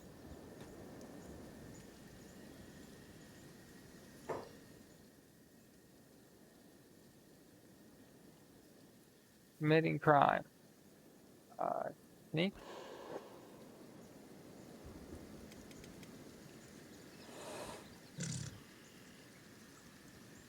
To undo sneak. Let's just walk out of here for a minute. Anywho. So they have some ceremonial use and, whatever. They're not just, and they're also executioner weapons. They're not just like a sword in the traditional sense. Um, like the main job isn't just to be a sword. The main job is to be like an executioner's weapon and like a symbol more so than a sword. Uh, and as a result, good executioner's weapons can cut off the head in a single blow, right? And like other executioner swords, they tend to be very, very top heavy. Not really, they're balanced like an axe to chop the head off in a single blow. They're not balanced to be like light and maneuverable and flexible like a small sword. So as a result, they tend to be quite heavy and they tend to be quite tip heavy. The balance of them is, this is like an axe. Uh, and I've had some axes that are very, very light. Nagulu are not this. I have a double-headed axe from Indo-Persia called a tabir, and it is about, I think it was like 0.6 pounds lighter than my double-headed Nagulu. And it's much thicker in some places than the Nagulu. But the Nagulu is just this long, thick broadsword for the shaft to where you get to the pommel and the grip. And the grip is wrapped in iron wire to, give you a good grip because they don't want it to break on you because it's, quite a bit of energy and force. So as a result, the Duluths were quite heavy. Like I think one of mine, the light one was 1.6 pounds, and the heavy one was like 2.2 or something. And for the double one versus the single one, and the single one was a light one, and that is like the weight distribution of it. It feels like you're holding something that's like very I feel like you're holding a sledgehammer or something or a crowbar. You know what I mean? It does not feel very good in the hand, as it were. But it also has a specific task that isn't, fencing or whatever. It is a very different style of combat.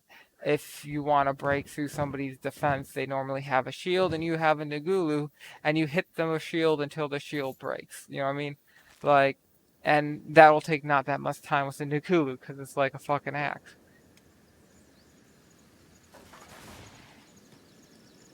Anywho, um, they're pretty cool. They're pretty unique looking.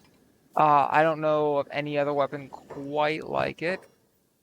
There are some similar ideas, but nothing 100%. Nothing like the same anywhere.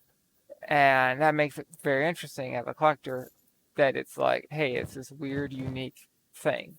And there's nothing else quite like it. Which, collectors tend to like that. Uh, that uniqueness. Alright. 167. What is around that value? I don't see anything at all. Alright. So we already cleared out, I think. I think we cleared them out. Did we clear out the barman? I think we did. We have time. It's 7 in the morning.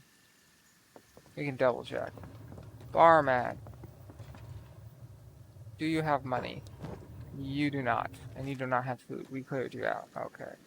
So, this would be a guy over here being like, fists and drugs, fists and drugs.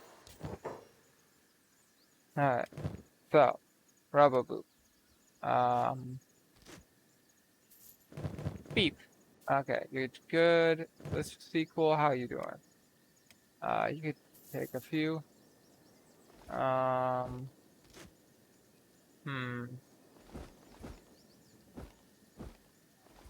Yes. Alright. Then Jolteon can take the rest. And Eevee can take that. And oh look, now you have money to buy stuff. Alright. Alright. Growlithe needs to be lighter. That should help.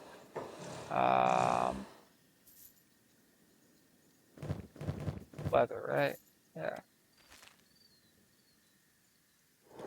And there's this shop over here which might have some backpacks.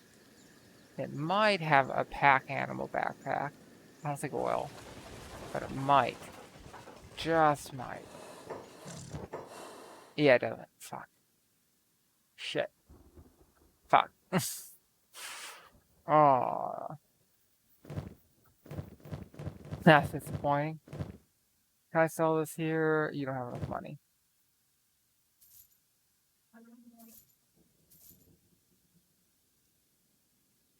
And you're already out. Feels bad, man.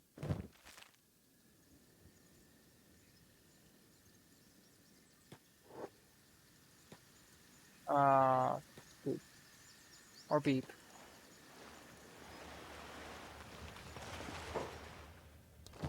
Hello, Trader.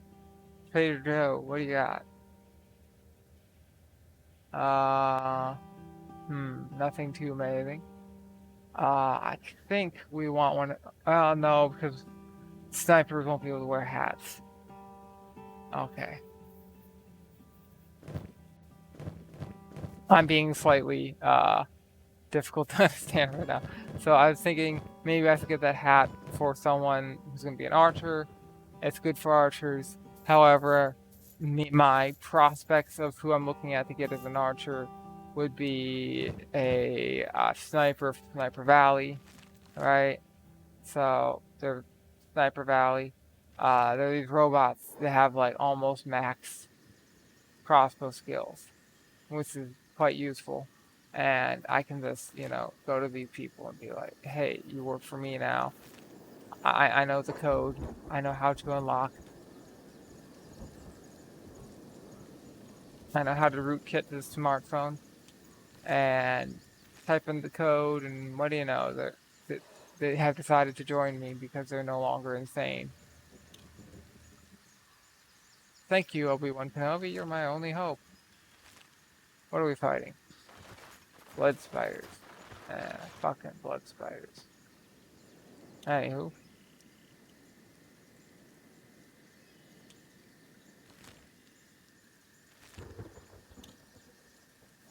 Nagulu's very fun. They tend to have these like really, really big round balls, pommels. Sometimes they'll have some of them above your hand as well as below your hand. It's sort of like this weird like disc-like flying saucer shape thing, and they tend to have it. I got one that has one, and one that has two, and that's sort of like the counterbalance. And it's this wood. They tend to crack a lot over time when you get antiques because it's like a big section of wood, and then someone puts it in a shed or something for 100 years, and it dries out, and no one oils the wood or protects it with anything, and eventually the wood dries out and cracks because it'll get exposed to moisture, and then it will end up drying out more so than if you like the amount of liquid it can hold goes down and it's getting water and not oil, and it starts to have like rotting problems, decay problems, and that decreases the amount of oil it can store inside of itself to protect itself from, bad stuff. But yeah, mineral oil and things like, Renaissance wax are your friend. You want to air seal wood, antique wood, to prevent it from, well, first you want to make sure it's the right moisture level. It's not too wet, not too dry. Then you want to air seal it to prevent it from becoming too dry or becoming too wet and protect it from the environment.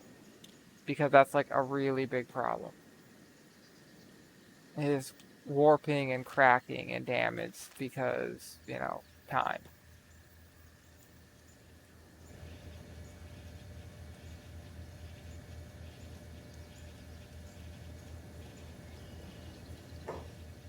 Oh, traveler.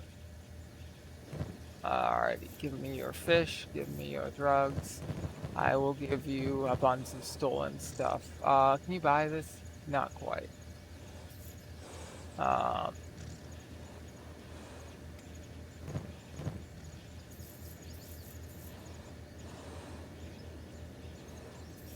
alright, let's see. The swamp dome, not that interesting. The shop, more interesting.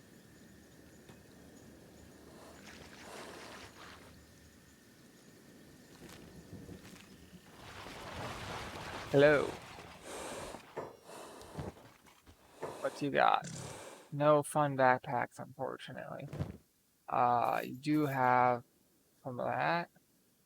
I could use, thank you very much. Also, you can take my giant fucking pearl. And what else?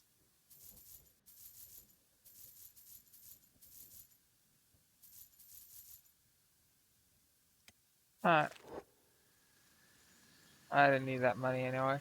Uh, that's bar. I think that's one of the bars you gamble at. I think. Swamp Tone Bar. Yeah, that's a gambling bar. Hey, do you want to come lose all your money? No, thank you. I like having money. So, we're gonna go to Grave Slayer, we're gonna go to Rot. Probably not in that order. Rot first.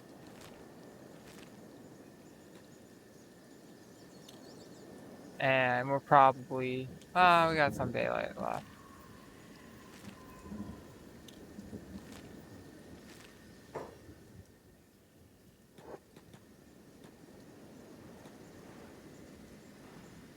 Anywho,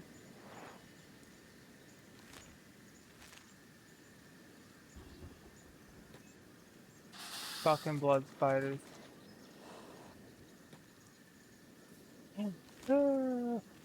The insane attack range of a blood spider. Uh, Seth posted, if you know, oh wait, Seth is the guy who made the best kenshi trailer. He posted a new video yesterday at time of recording, and I'm still chuckling. Did a video on basically a game that lets you become an organ transplanter, and it's a bit less, uh, what's it called? What's that movie where you like run around and like repossess organs? It's a bit less that, a bit more ridiculous, and a bit more Wall Street bets. This is like, what? That doesn't make sense. That does not make sense. Alright. I think I'm gonna sell these helmets. I have a ton of them. I really have a ton of them, and wait, actually, am I done selling to you? No, I'm not, because you have more money.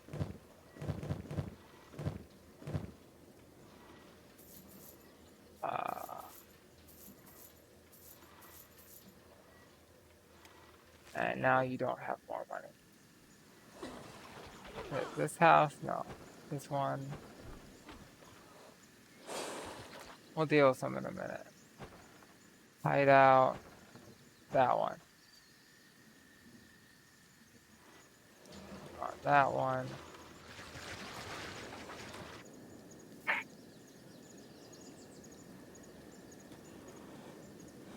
Anywho. So, talked about the Nagulu. Ika Kalaka. So, this one's hard to pronounce. Very hard to pronounce. I'm not very good at it. Don't trust my pronunciation at all. Please. Don't quote me on that. Yeah, like pronunciation in general. I have a speech impediment. Don't trust my pronunciation. Don't you know, if it really, really, really matters, yeah, don't trust my pronunciation. Words are hard. I mean, I don't know why that would be the case. Like, why would you be, what situation are you in that you need to pronounce that word and it's important, and then you trusted my pronunciation and got it wrong? I don't know. But this, in general, just know I'm probably saying it wrong all the time. It's fine. I mean, like, I'm a sword person. I am not a linguist. Do not, at me. And I understand I'm probably getting a lot of the pronunciation wrong for a lot of these, things. Just because I've never been to Africa. I don't know how to say any of these things. I've never heard a native person speak it. I've read it from museum lists and stuff like that. And like, there's this guy in like the 70s, and he's just like, we don't really have a good list of African stuff. They start talking to like Yale and Harvard and all these museums, and they sort of put on this online repository of like all these African objects going back about 200 years.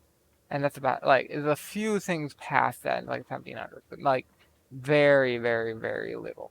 Uh, but the oldest thing I can find on this repository is like a sketch of African weapons they saw from like a trader from like the west coast of Africa in like the 1770s or whatever, and he's like a French guy, and he wrote like descriptions in French. And what's funny about it is there's like a European saber in like the west coast of Africa somewhere in 1770 something. Just because, even back then they're like, hey, our iron, our steel, if you can call it that, it kind of sucks. We don't really have mining in the traditional sense. We sort of just find metal every now and just sort of hold on to it forever. And because, like, we don't know when the next time we're going to find metal is, because we haven't really figured out, like, digging into the earth to do mining yet, or, like, heating up metal until it, turns into a liquid-like state to, like, do forging. So, yeah. Why don't we just buy it from Europe? Yeah, that sounds like a good idea. That's all they did. And they continued to do so for quite a while, and it just works. Like, it just works. No need to change the thing. Alrighty. Genin, he can die. Another Genin. Another Genin. So, the Genin are higher level than the tuning. I think. No, tuning is higher. Yeah, tuning is, yeah. The tuning higher than the Genin, and the Jonin higher than all of them. And above that would be, I don't know, something.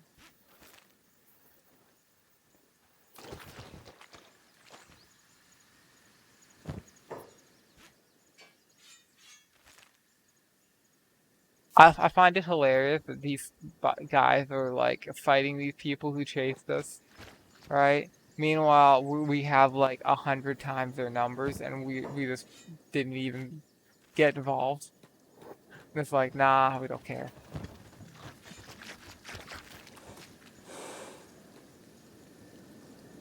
Like, we have more fighters than they have people in the whole fucking city.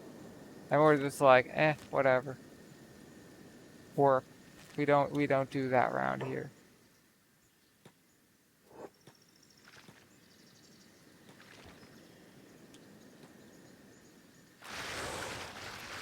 What is this? A red saber. There's still red sabers?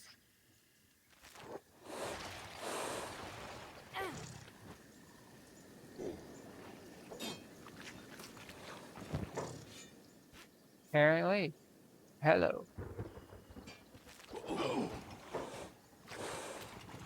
You're still alive? Why the heck? Didn't we kill your boss? What are you doing alive? I thought you went extinct ages ago. Alright, let's see. Leafia? Let's try that. Where the fuck are you? How is that the most efficient way to get from point A to point B? I mean, I'm just a dumbass bug. That does not make sense. That does not make sense. Shut up, Randy. Alright, that fits. That fits. Alright. I think, yeah, that works. Sylveon. Okay, you can trade all that garbage.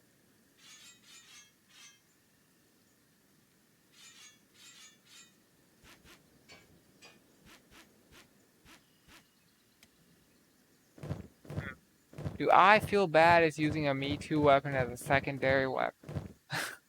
Huh.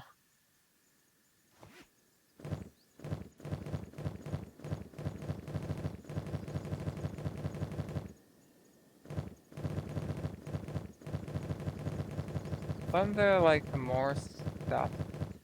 Maybe it was on like one of the new boys. I think it was.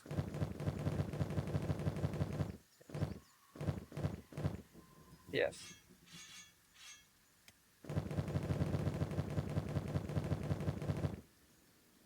Anyone missing a backpack? I'm not entirely sure why we had a backpack on green.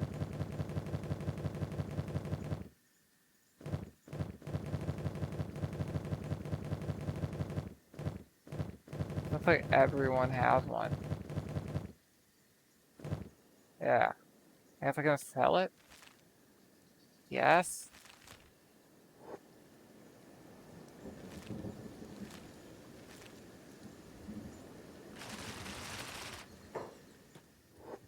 Count for me.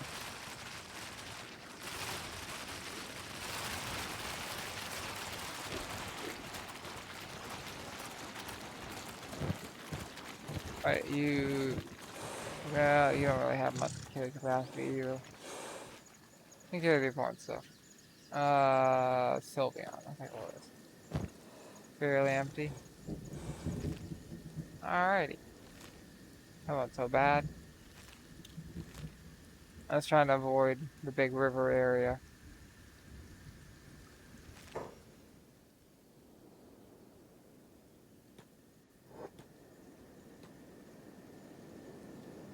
Swampy bits. Like, water bad. I hear there's bugs that not bugs? Bugs? No, parasites. Right? Parasites? No, I think it's a type of fish. Fuck. Yeah, there's a fish from the Amazon. Comes up your pee-pee. Doesn't come out. Horribly excruciating. Hopefully YouTube won't freak out that I've used certain words that are very childlike and not problematic at all. Right, YouTube?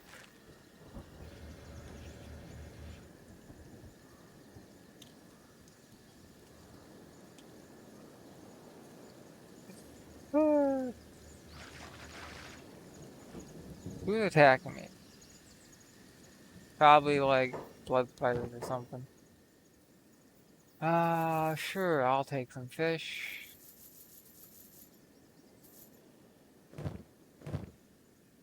Beep. Okay, you're good. How are you? You could take some fish. Um,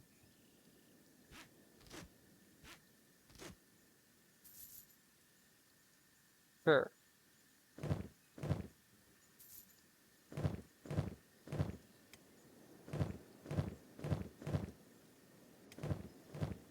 Let's have you.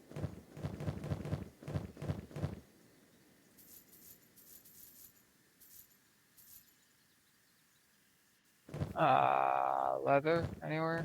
Actually, we could do that.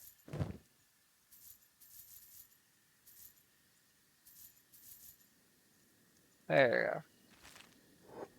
And is there a shop here? I think this one doesn't have one. Alright? Yeah, this one doesn't have one. Too small of a village. Oh look, blood spiders.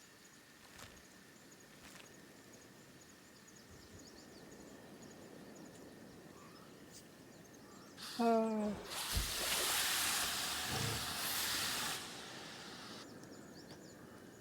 Blood spiders never really give me much trouble. Like, they have an attack range that's ridiculous. Settle nomads. They will have the backpacks I want.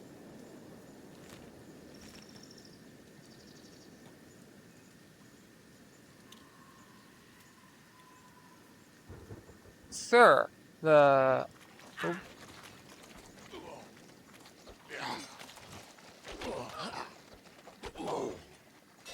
sure, they have a ridiculous attack range, but they also kind of suck. And you know what? Like, they die to one hit, or sometimes two, but you know what I mean? Like, they're very fragile, they have no armor, they don't dodge. They're glass cannon. And if you're using the right weapons, you can hit them from an insane fucking attack range too. So it's all good, man. It's all good. I've had a thought. I wonder how many people have starved to death in our base up north. Probably more than one. It's been a while.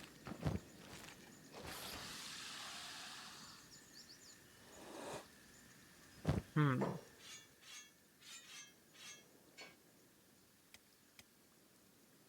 Dump, dump, dump, dump, dump.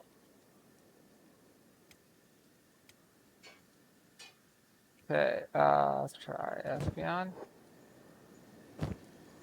Yeah.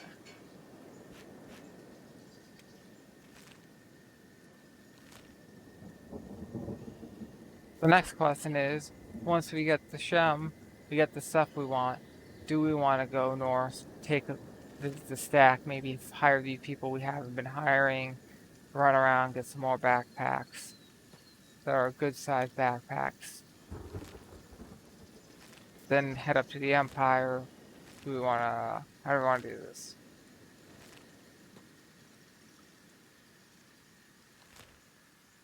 Not 100% certain.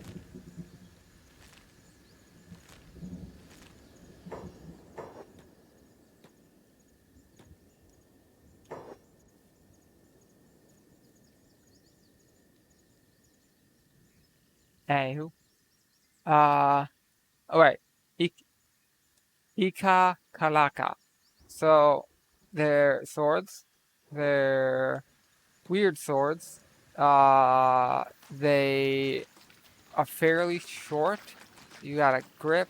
They have a blade that comes up, and then sort of at the end of it, the blade typically uh, comes out sort of like a pick, and you have like a pick-like blade. And then at the top, sometimes it's flat, sometimes it's a curve. It's very hard to describe unless you're looking at it. But there's also a lot of variations. Some of them are like really crazy looking. I've seen them really crazy kalakalakas. Sometimes like a straight blade up until the top where it gets a bit crazy. Sometimes it's like completely insane, weird like looks like a fantasy sword, like craziness. Um, and you're just like, what the fuck am I looking at? This is not possible. This is not real, but it is real. Life is strange.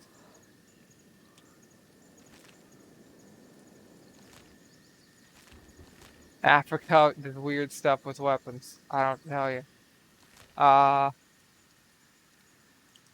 Anywho, um, those things exist, and also the another version of it, called I think it's used by like the Kanda tribe, not Kanda as a weapon, but the Kanda tribe, and it's very similar.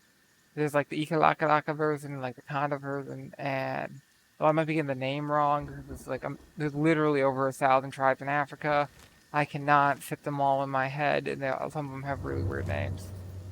Like for instance, like the Ashanti and I always think Ashanti Ashai, for instance, and I it's like I don't know why.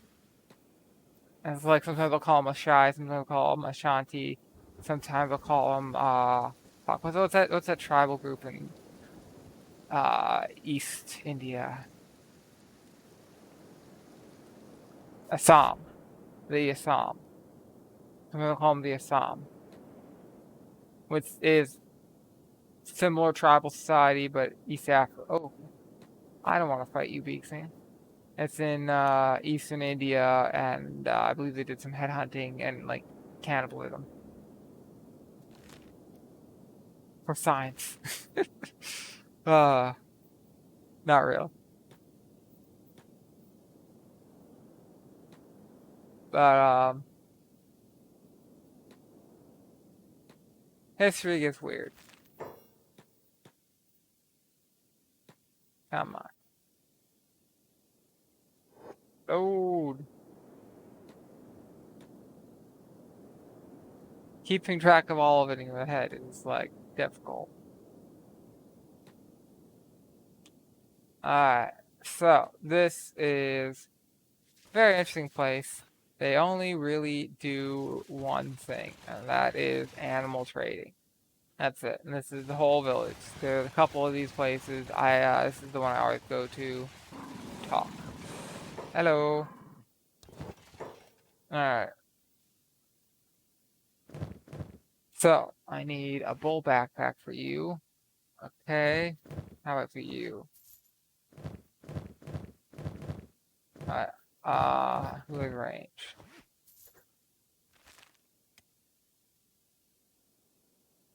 Alright,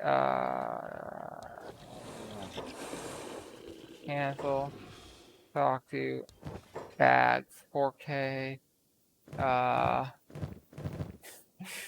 what do you know? The animal traders don't like hashish. What a shame. What do you like? How about eggs? Yes, everybody likes eggs. Press from the whatever. I don't know.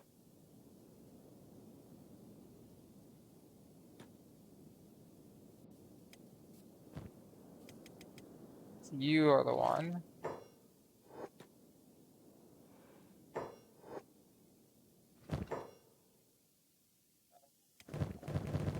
That one. So now we have stores on everyone. Speaking of, we should probably trade one part of you. So hats.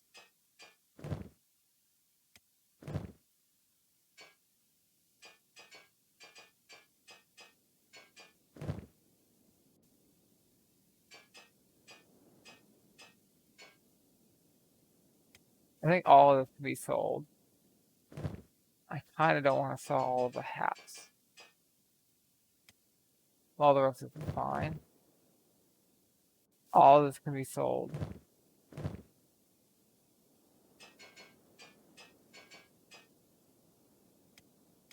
And of course, they're not all gonna fit.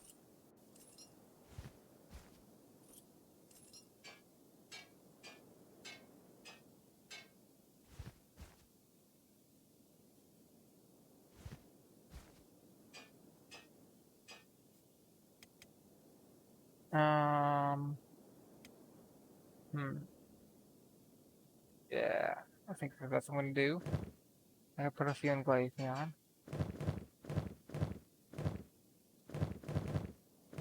Where do I want to store the extra stuff? Say, store it in you.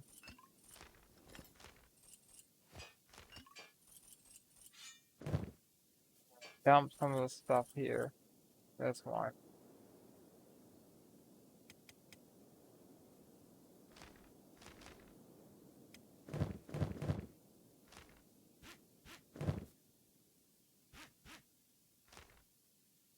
Alright. Here we can dump some things.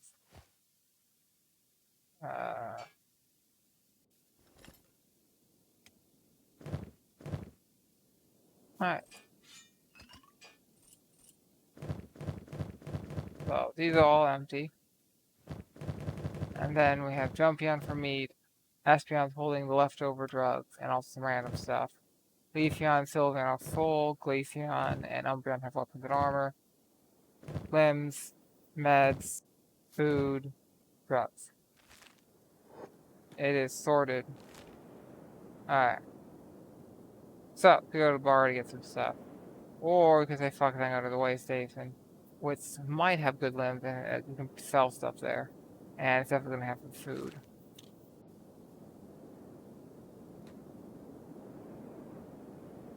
We wanna get some food.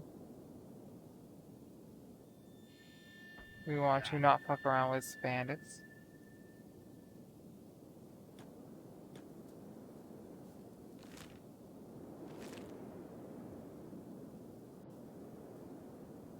Alright.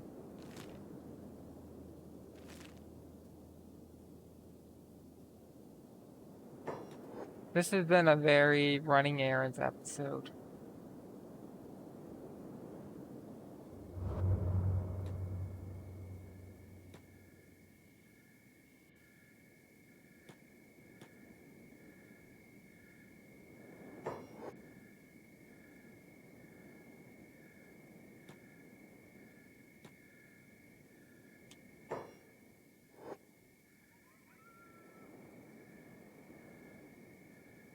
Alright, let's have like someone with ideally no bounties. Not Agnew, Kron. Kron come in here and then all of you guys can't put a bounty on an animal. Haha.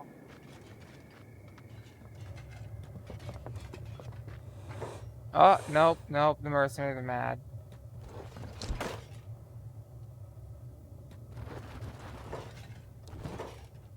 Alright, so, do we want those? Yes.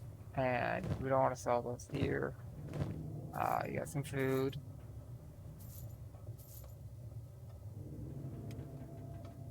And it will all fit. And we do want these, but you're out of range. Kron can take them.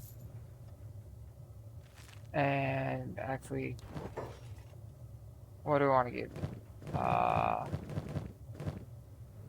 Yes, yes, sure, sure.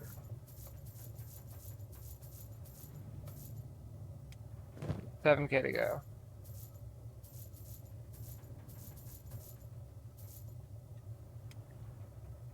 $300. Yes.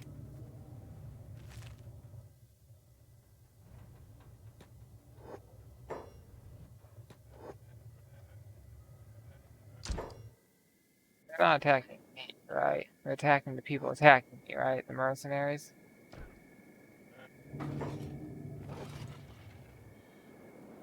Because the answer is no.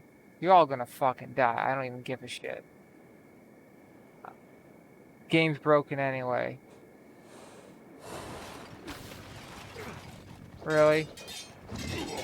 I cannot run away from you guys. Too many people are slow.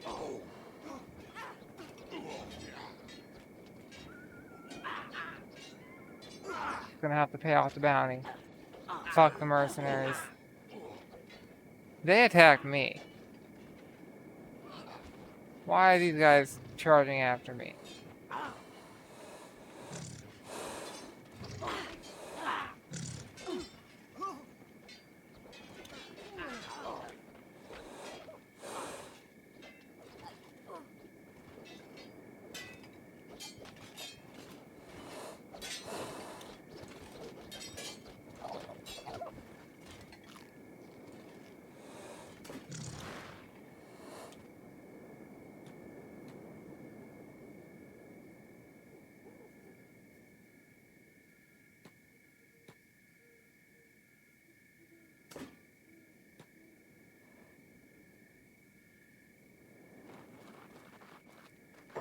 So, Pawn attack hunters on the ground.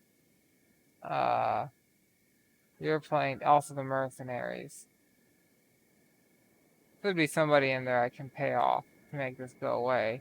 First, I need to walk in here, unhold, and kill those assholes on the wall shooting me.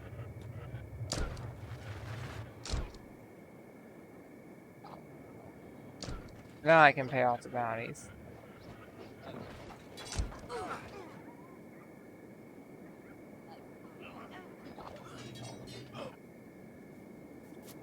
No healing. If they die, they die.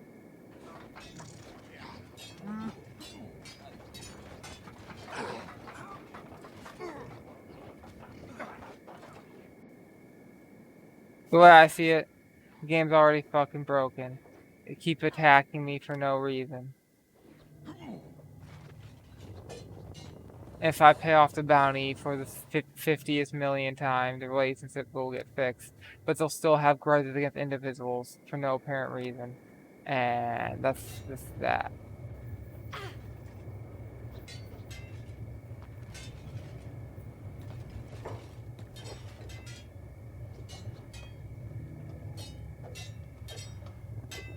Switching into fucking buildings.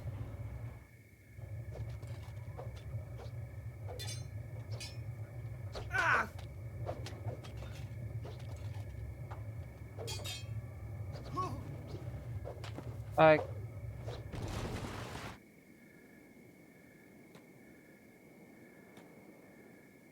seriously, why the heck?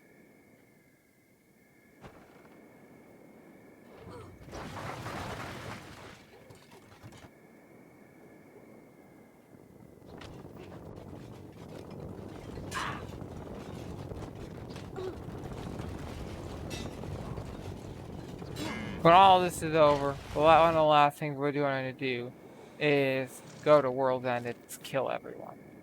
This is just so fucking annoying. Although, we'll first save the construction guy. He's a traitor. He needs to live. I'm not gonna first aid all of these assholes. Thus, the traitor. All of his guards can fucking die.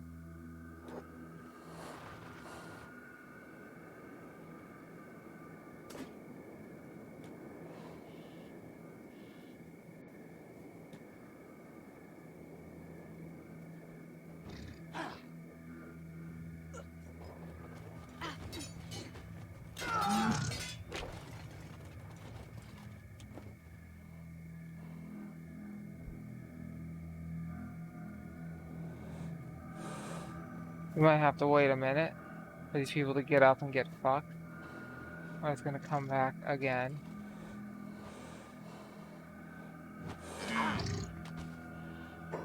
Like that guy. He just took 200 plus damage, so his head's negative 25, arm's negative 81. He's probably gonna bleed to death. Okay. Somebody's, yeah, up there.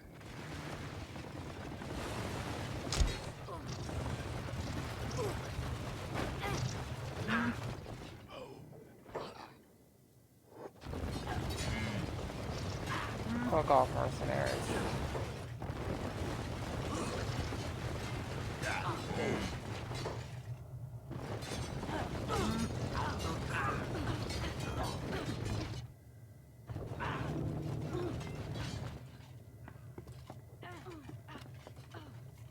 Come here to do some simple trading, and now everyone wants to attack us.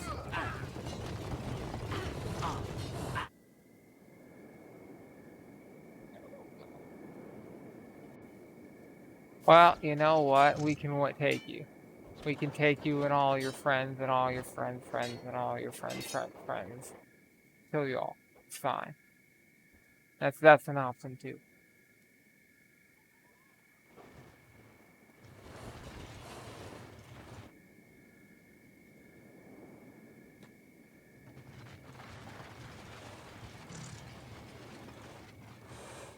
You we don't. This is not a problem.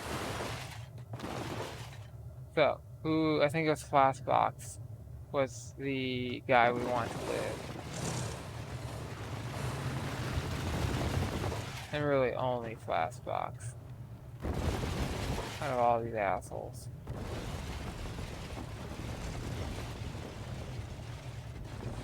Flashbox is the merchant.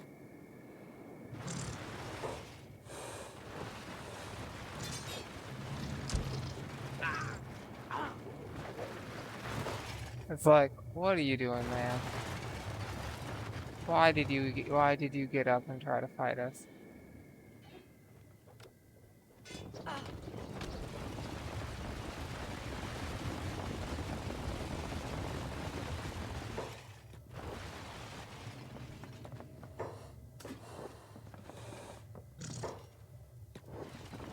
I think you misunderstand the situation. Oh fuck, bombing him got shot in the chest.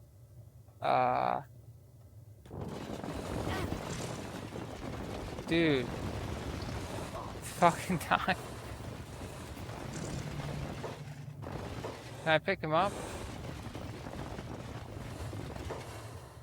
Holy shit. Almost died. Green, you missed.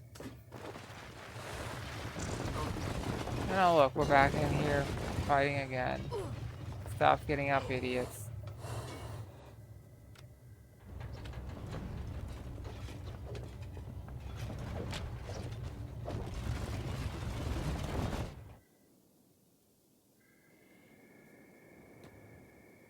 We don't need to loot. We just need to kill anyone who gets up and attacks us over and over and over. I'll take them down until they all are dead or in a coma for a long period of time, and then we can deal with the rest.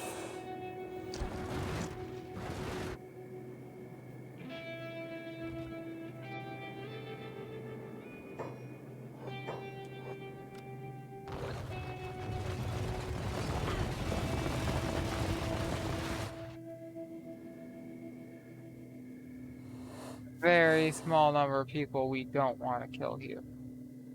That guy. There's this Flashbox dude. There's the trader. Two others. But like him, he can die. He can die. He can die. He can die.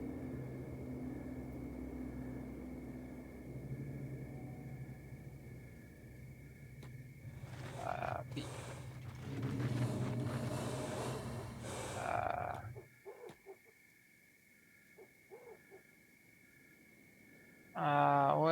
Where's that pile of bodies out here? Put down.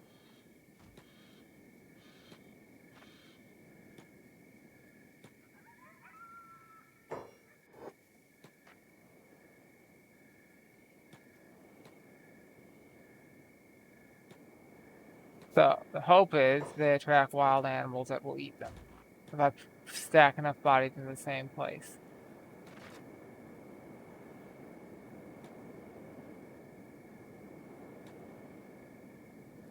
While these guys run around beating everyone else to death.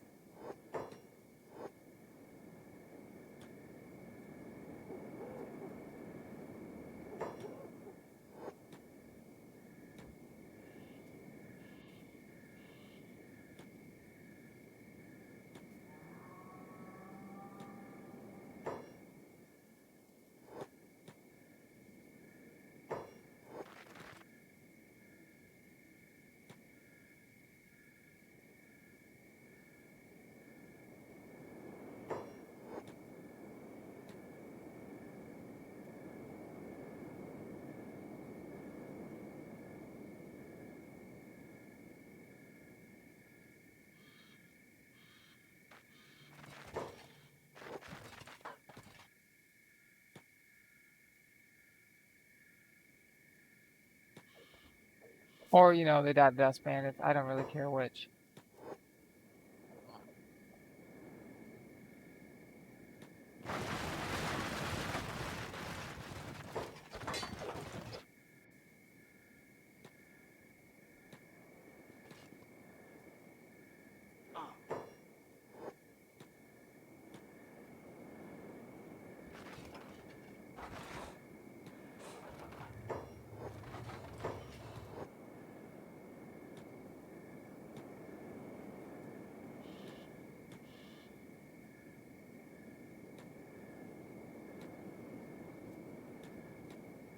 I'm kicking them all out of their own city because you know what? You're the aggressors, not me.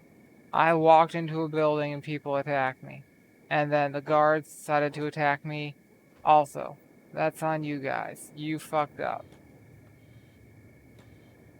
You picked the attack, the defender, not the attacker, and the attack had or the defender, us, had overwhelming force, and you got fucked. That's on you.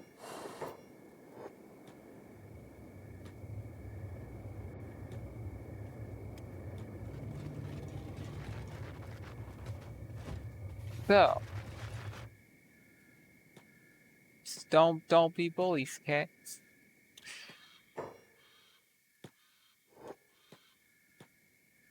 Don't know why technically it's so fucking bugged. But they're like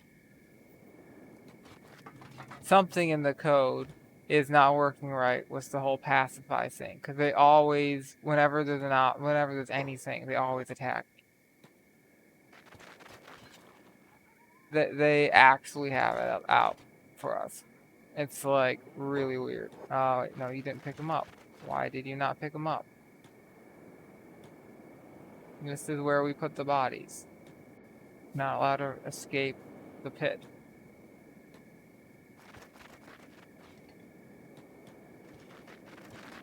Kidnap or whatever.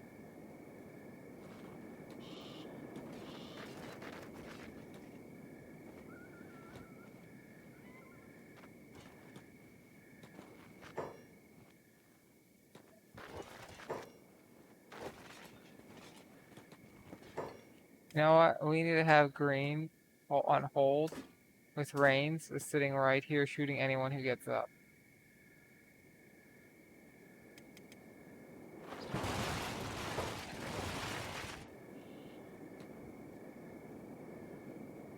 That's his job. All the rest of us. Let's come in here.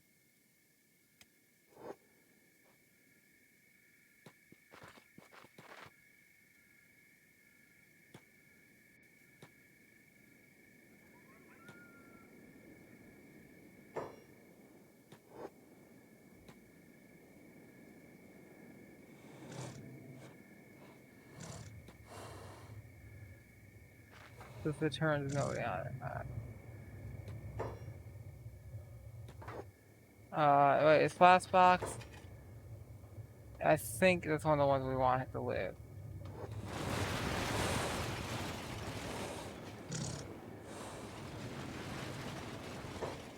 Thing.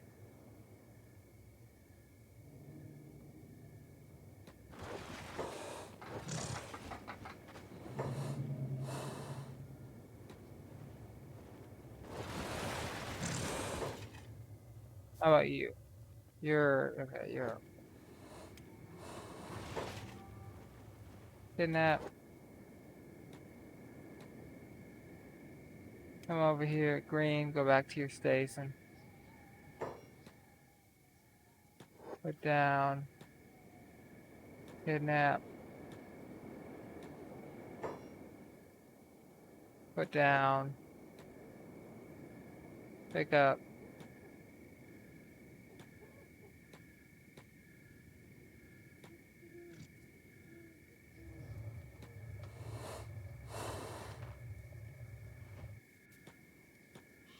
Your job is to sit here and repeatedly shoot these assholes whenever they get up. Until they're all dead. You got plenty of ammo. They're moving slow. Oh, there goes the limb. You didn't need that one anyway.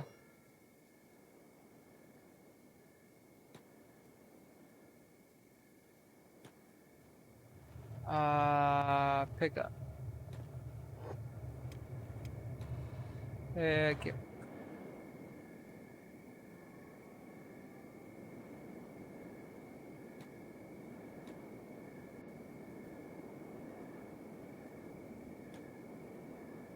Put it down.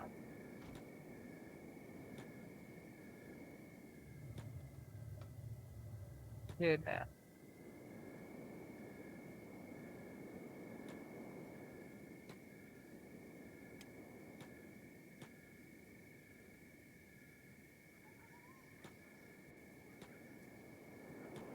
Something that'd be nice in kenshi too is if you are like holding somebody, right? If you're just holding, let's say, like you could be picking up someone to kidnap them, or you could be picking up somebody to, to do something nasty, or you're picking up someone to like, oh, we're being attacked by like, hive, like a dead hive, and they're being hostile, and I'm trying to save this person, right? So there can be more than one reason, right? So when you encounter somebody of the same faction, in a secure space, you know, this would be like an option to be like, hey,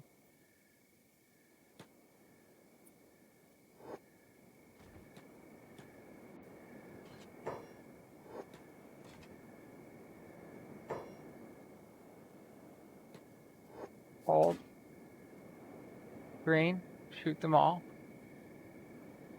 He's not down yet. Keep shooting. Where are they going? He's doing a medic. Medic yourself. H. On hold. Beep.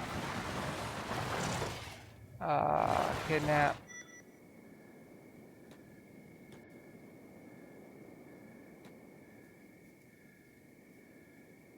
Put him in the death pit. Well, you know what? I did drop. And you know what? You're about to drop too.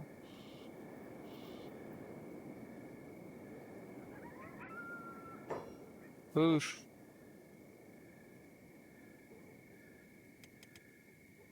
Alright. Pick up.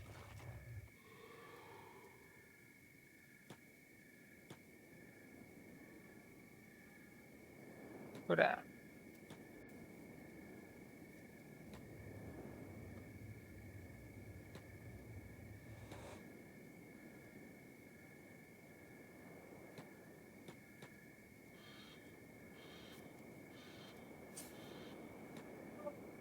I tried to describe kenshi to someone the other day, and I was like,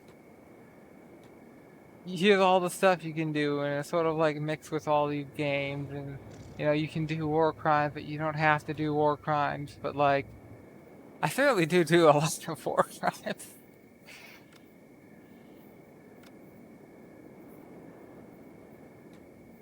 No reason. Just, sometimes life turns out that way.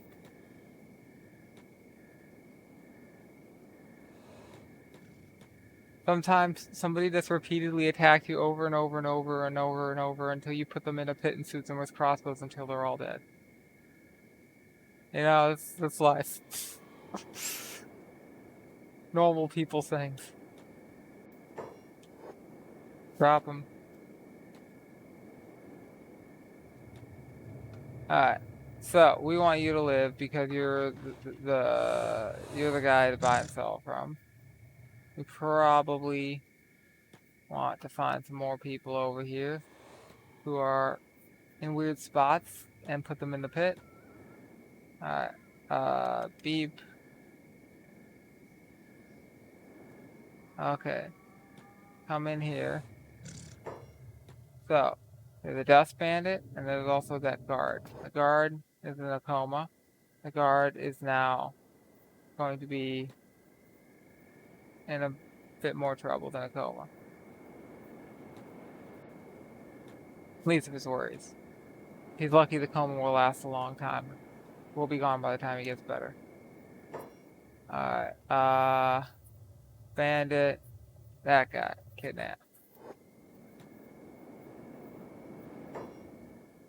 Put down.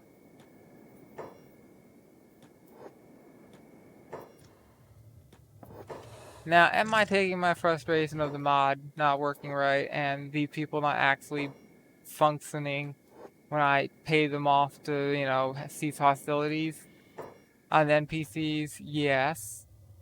And that's okay. We probably want to repair that guy.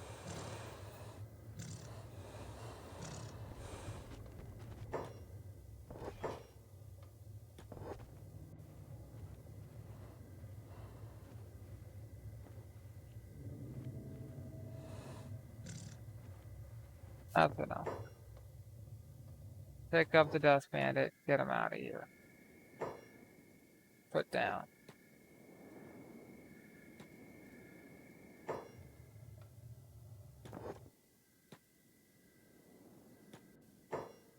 Put down.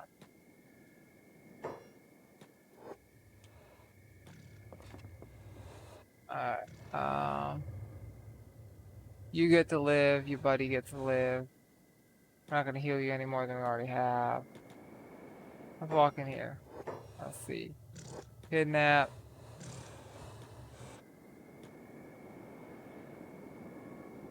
Put him in the pit.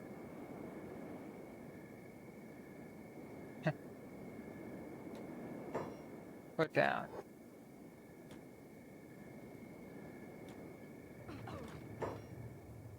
Stone. Pick up. I understand why the drifter's getting involved. You should not have to get involved. Why are you getting involved? You should never get involved in this fight. It's not your fight. Kidnap truce. Flashbox. That's the flashbox that gets to live.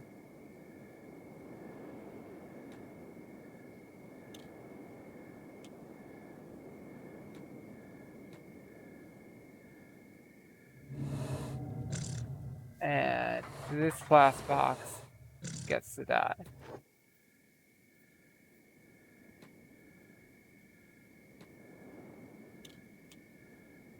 Put it down.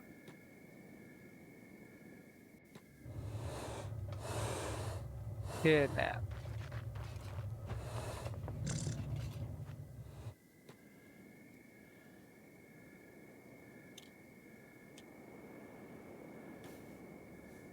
Anywho, Ikalaka Laka is pretty cool. I think they're in Forged in Fire.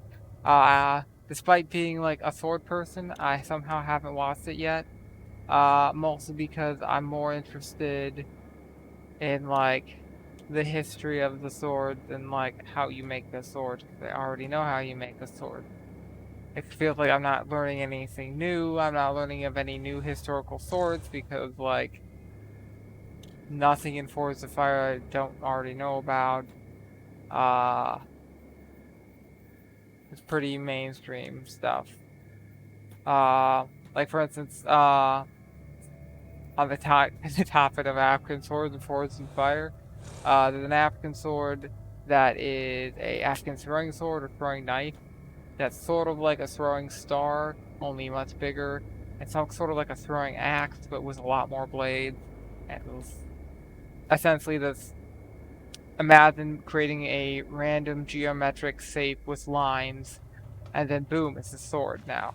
And it has a handle, and you throw it. And kind of like the idea of it is people in Africa tend not to wear a whole lot of armor. There are exceptions, but in general, like any battlefield, you're gonna have a lot of people with shields, a lot of people with shields, and not a lot of coverage of like the upper body or the arms or whatever. So if you throw a ton of these into a group of people, or like so a couple of these per person into an army from like far enough away where you have time to grab your sword and fight if they charge you, you can do quite a bit of damage. So if someone's in an entrenched position and you're like, I need to get them out of that entrenched position, you can just walk your army like 30 feet away and just heft a ton of these at them. And they aren't going to block all of them. It's going to do a lot of damage. And even if it doesn't kill them, the cuts are going to make them less effective in combat.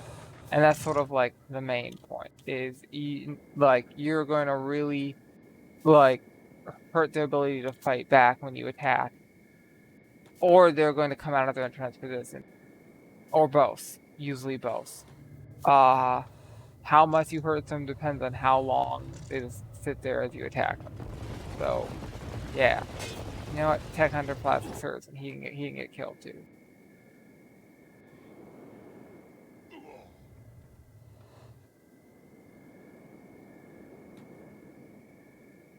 Oh look, people are getting up.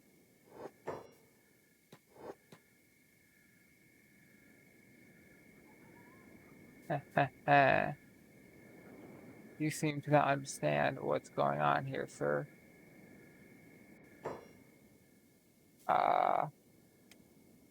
Hold. Hold. Hold. Hold. Rain. Shoot him.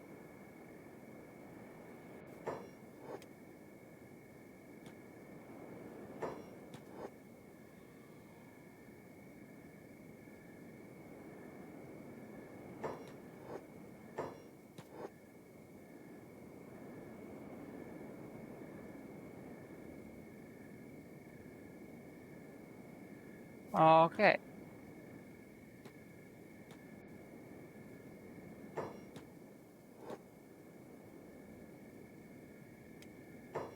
Oh, you didn't pick him up.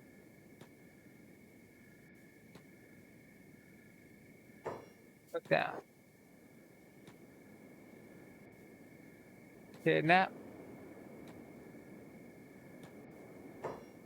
Put down. This would work better with multiple archers, and you could put them around the pit in different places, and it works better. And the pit part is just useful because then they fall into the pit, so you don't have to reposition them as much if they get up and walk towards you. They fall. Where do they fall? Into the pit. Well, that's where we want them. Aha.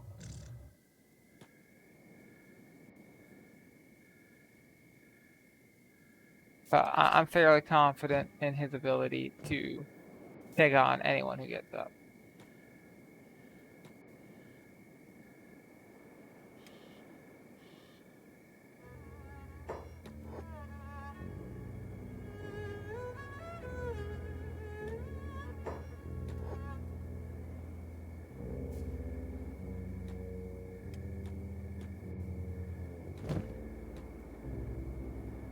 To the pit. But yeah, this is extremely effective. I wish you could preload your crossbow and just keep it loaded all the time. You just aim fire. Aim fire. Like, that makes sense. It's a crossbow. And like, sure, strings, you can only keep them strung for so long, and then it starts to like become less good.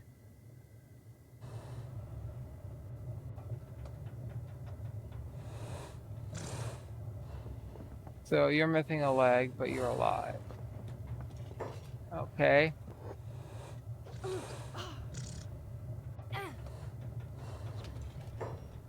Kidnap. Time to get you out of here. Into the pile. I'm surprised. Like, this many bodies. No bone dogs or anything have shown up.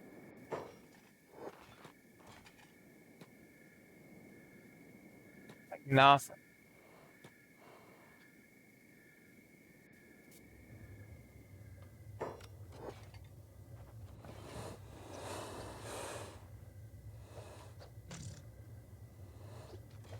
That guy's like, I'm just not getting involved.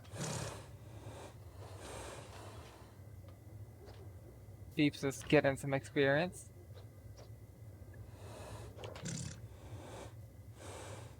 Deep is the strongest. Okay.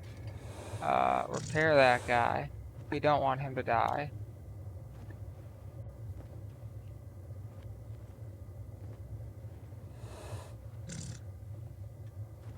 I think that also builds dexterity, right?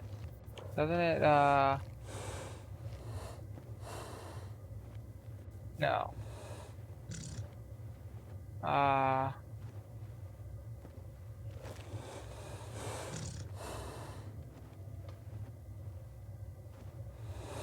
Well, he's no longer attacking us.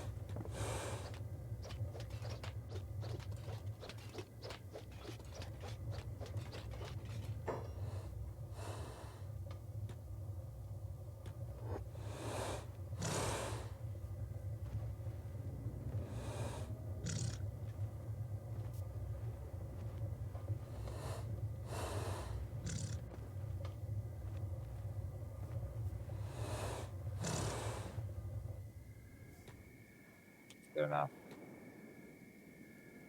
Do you continue to kill all these people?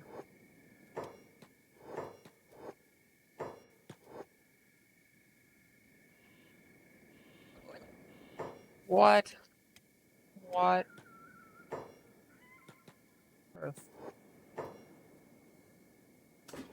Fuck them up. Boys. He fucked up green. Where is this body? Of this? How far did he get? Not very far.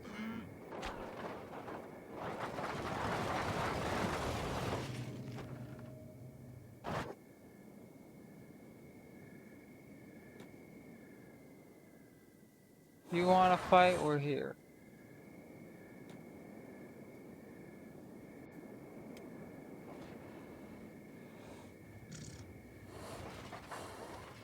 Get out.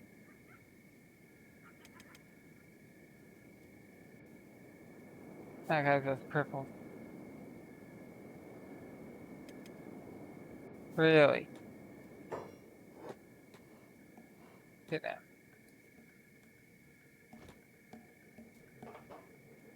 Well, that's annoying.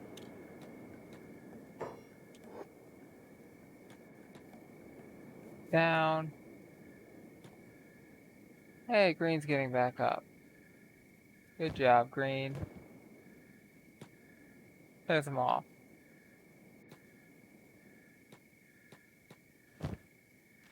No, I don't want his stuff. We don't want their stuff. This is not about stuff.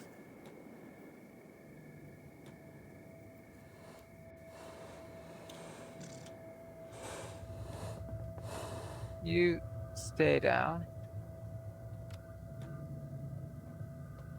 I think we're done here.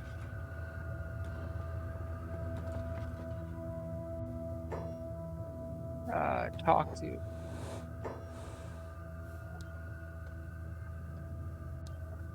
Okay, major tech ninjas. Talk. Minor tech hunters, tech ninjas. Maybe I do trade and tech ninja.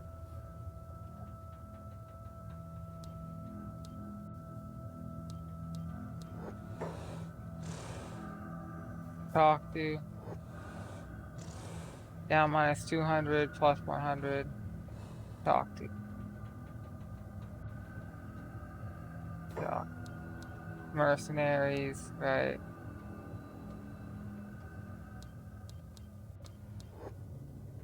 Okay. So. Who's on this list that hates us? It should be on this list that hates us. No one. We're happy with this. Fuck the Holy Nation, Creator Guild, United Cities, Outlaws, etc. In fact, the United Heroes League should hate us, and they don't know why not. But I'm pretty happy with this. We could do better with the trade ninjas. I'll try that. We got the money. I can't talk to him until he finishes his stupid dialogue. Talk to. Trade ninjas. 40k.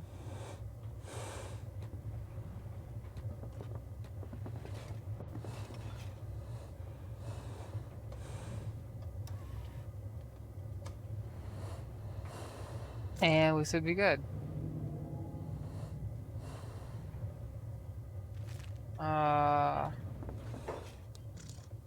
Let's try Misk.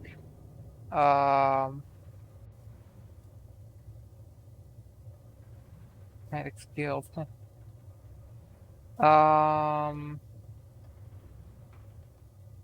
we know Faxon?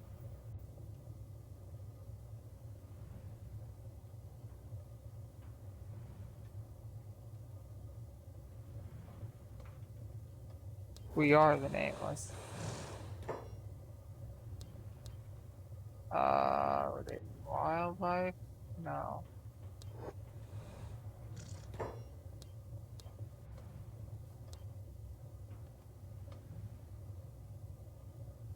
Huh. Never mind. United Heroes League is on the hostile factions. So, drifters. I'm not seeing drifters. Ah, sure. I don't want any drifters attacking us either.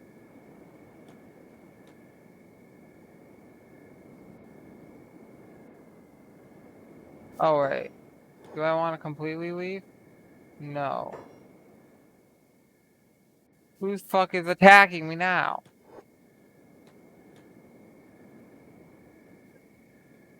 You better run the fuck away, you piece of shit. Anybody chases me down, they're dead. That's on them. I paid my bounties. Fuck off. Who was it? Who you? Yeah. Fuck off.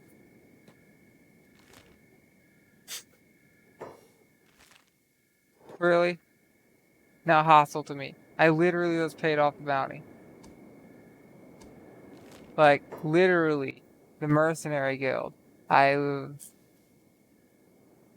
Like, I literally just paid it off. And already negative 40s because people are still dying.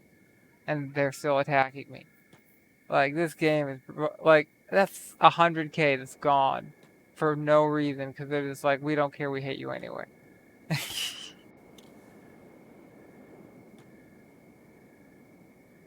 Like, if your system isn't gonna work, what's the fucking point? Why do you exist? Garbage. Anywho, that's just showcasing how horribly broken this paying off mercenary people, paying off bounty system works. Paying off, angry facts, and it's just like, pay them off, they're mad anyway. Because even though you pay them off, the people on the ground don't stop attacking you. And if they attack you, it automatically defends themselves, even if you put the passive. And now they're just pissed forever, and there's nothing you can do. I'm just gonna sit right here. Where's green? Yeah. I think they just fucking hate green.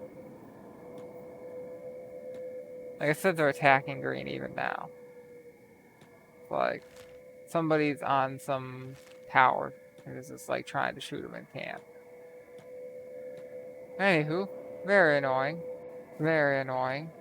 I can't click on these people. Because the game's still loading. But they can move closer to me. Okay. Oh, well, they're dead.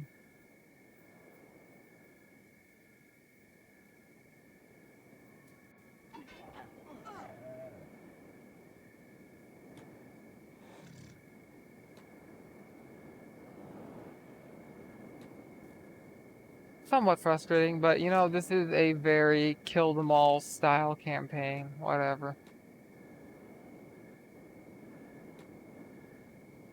We will deal with it.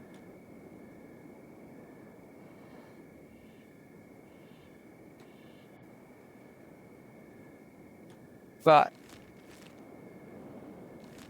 that's probably a fairly good place to end this episode. It's already gone way longer than I planned. Just because, like, I wanted to go there, sell some stuff, end it there. And then it's like, no, we're going to attack you. No. You cannot end the episode. Fight every fucking person in this city because we constantly attack. Like, half of those, not half, some of those people were drifters. Drifters are never supposed to attack you, like, and get involved. Like, this is not, and yet they did anyway. Like, that's just clearly broken. Anywho. I'm not even going to bother getting to the city. We'll figure out what happens in the next episode.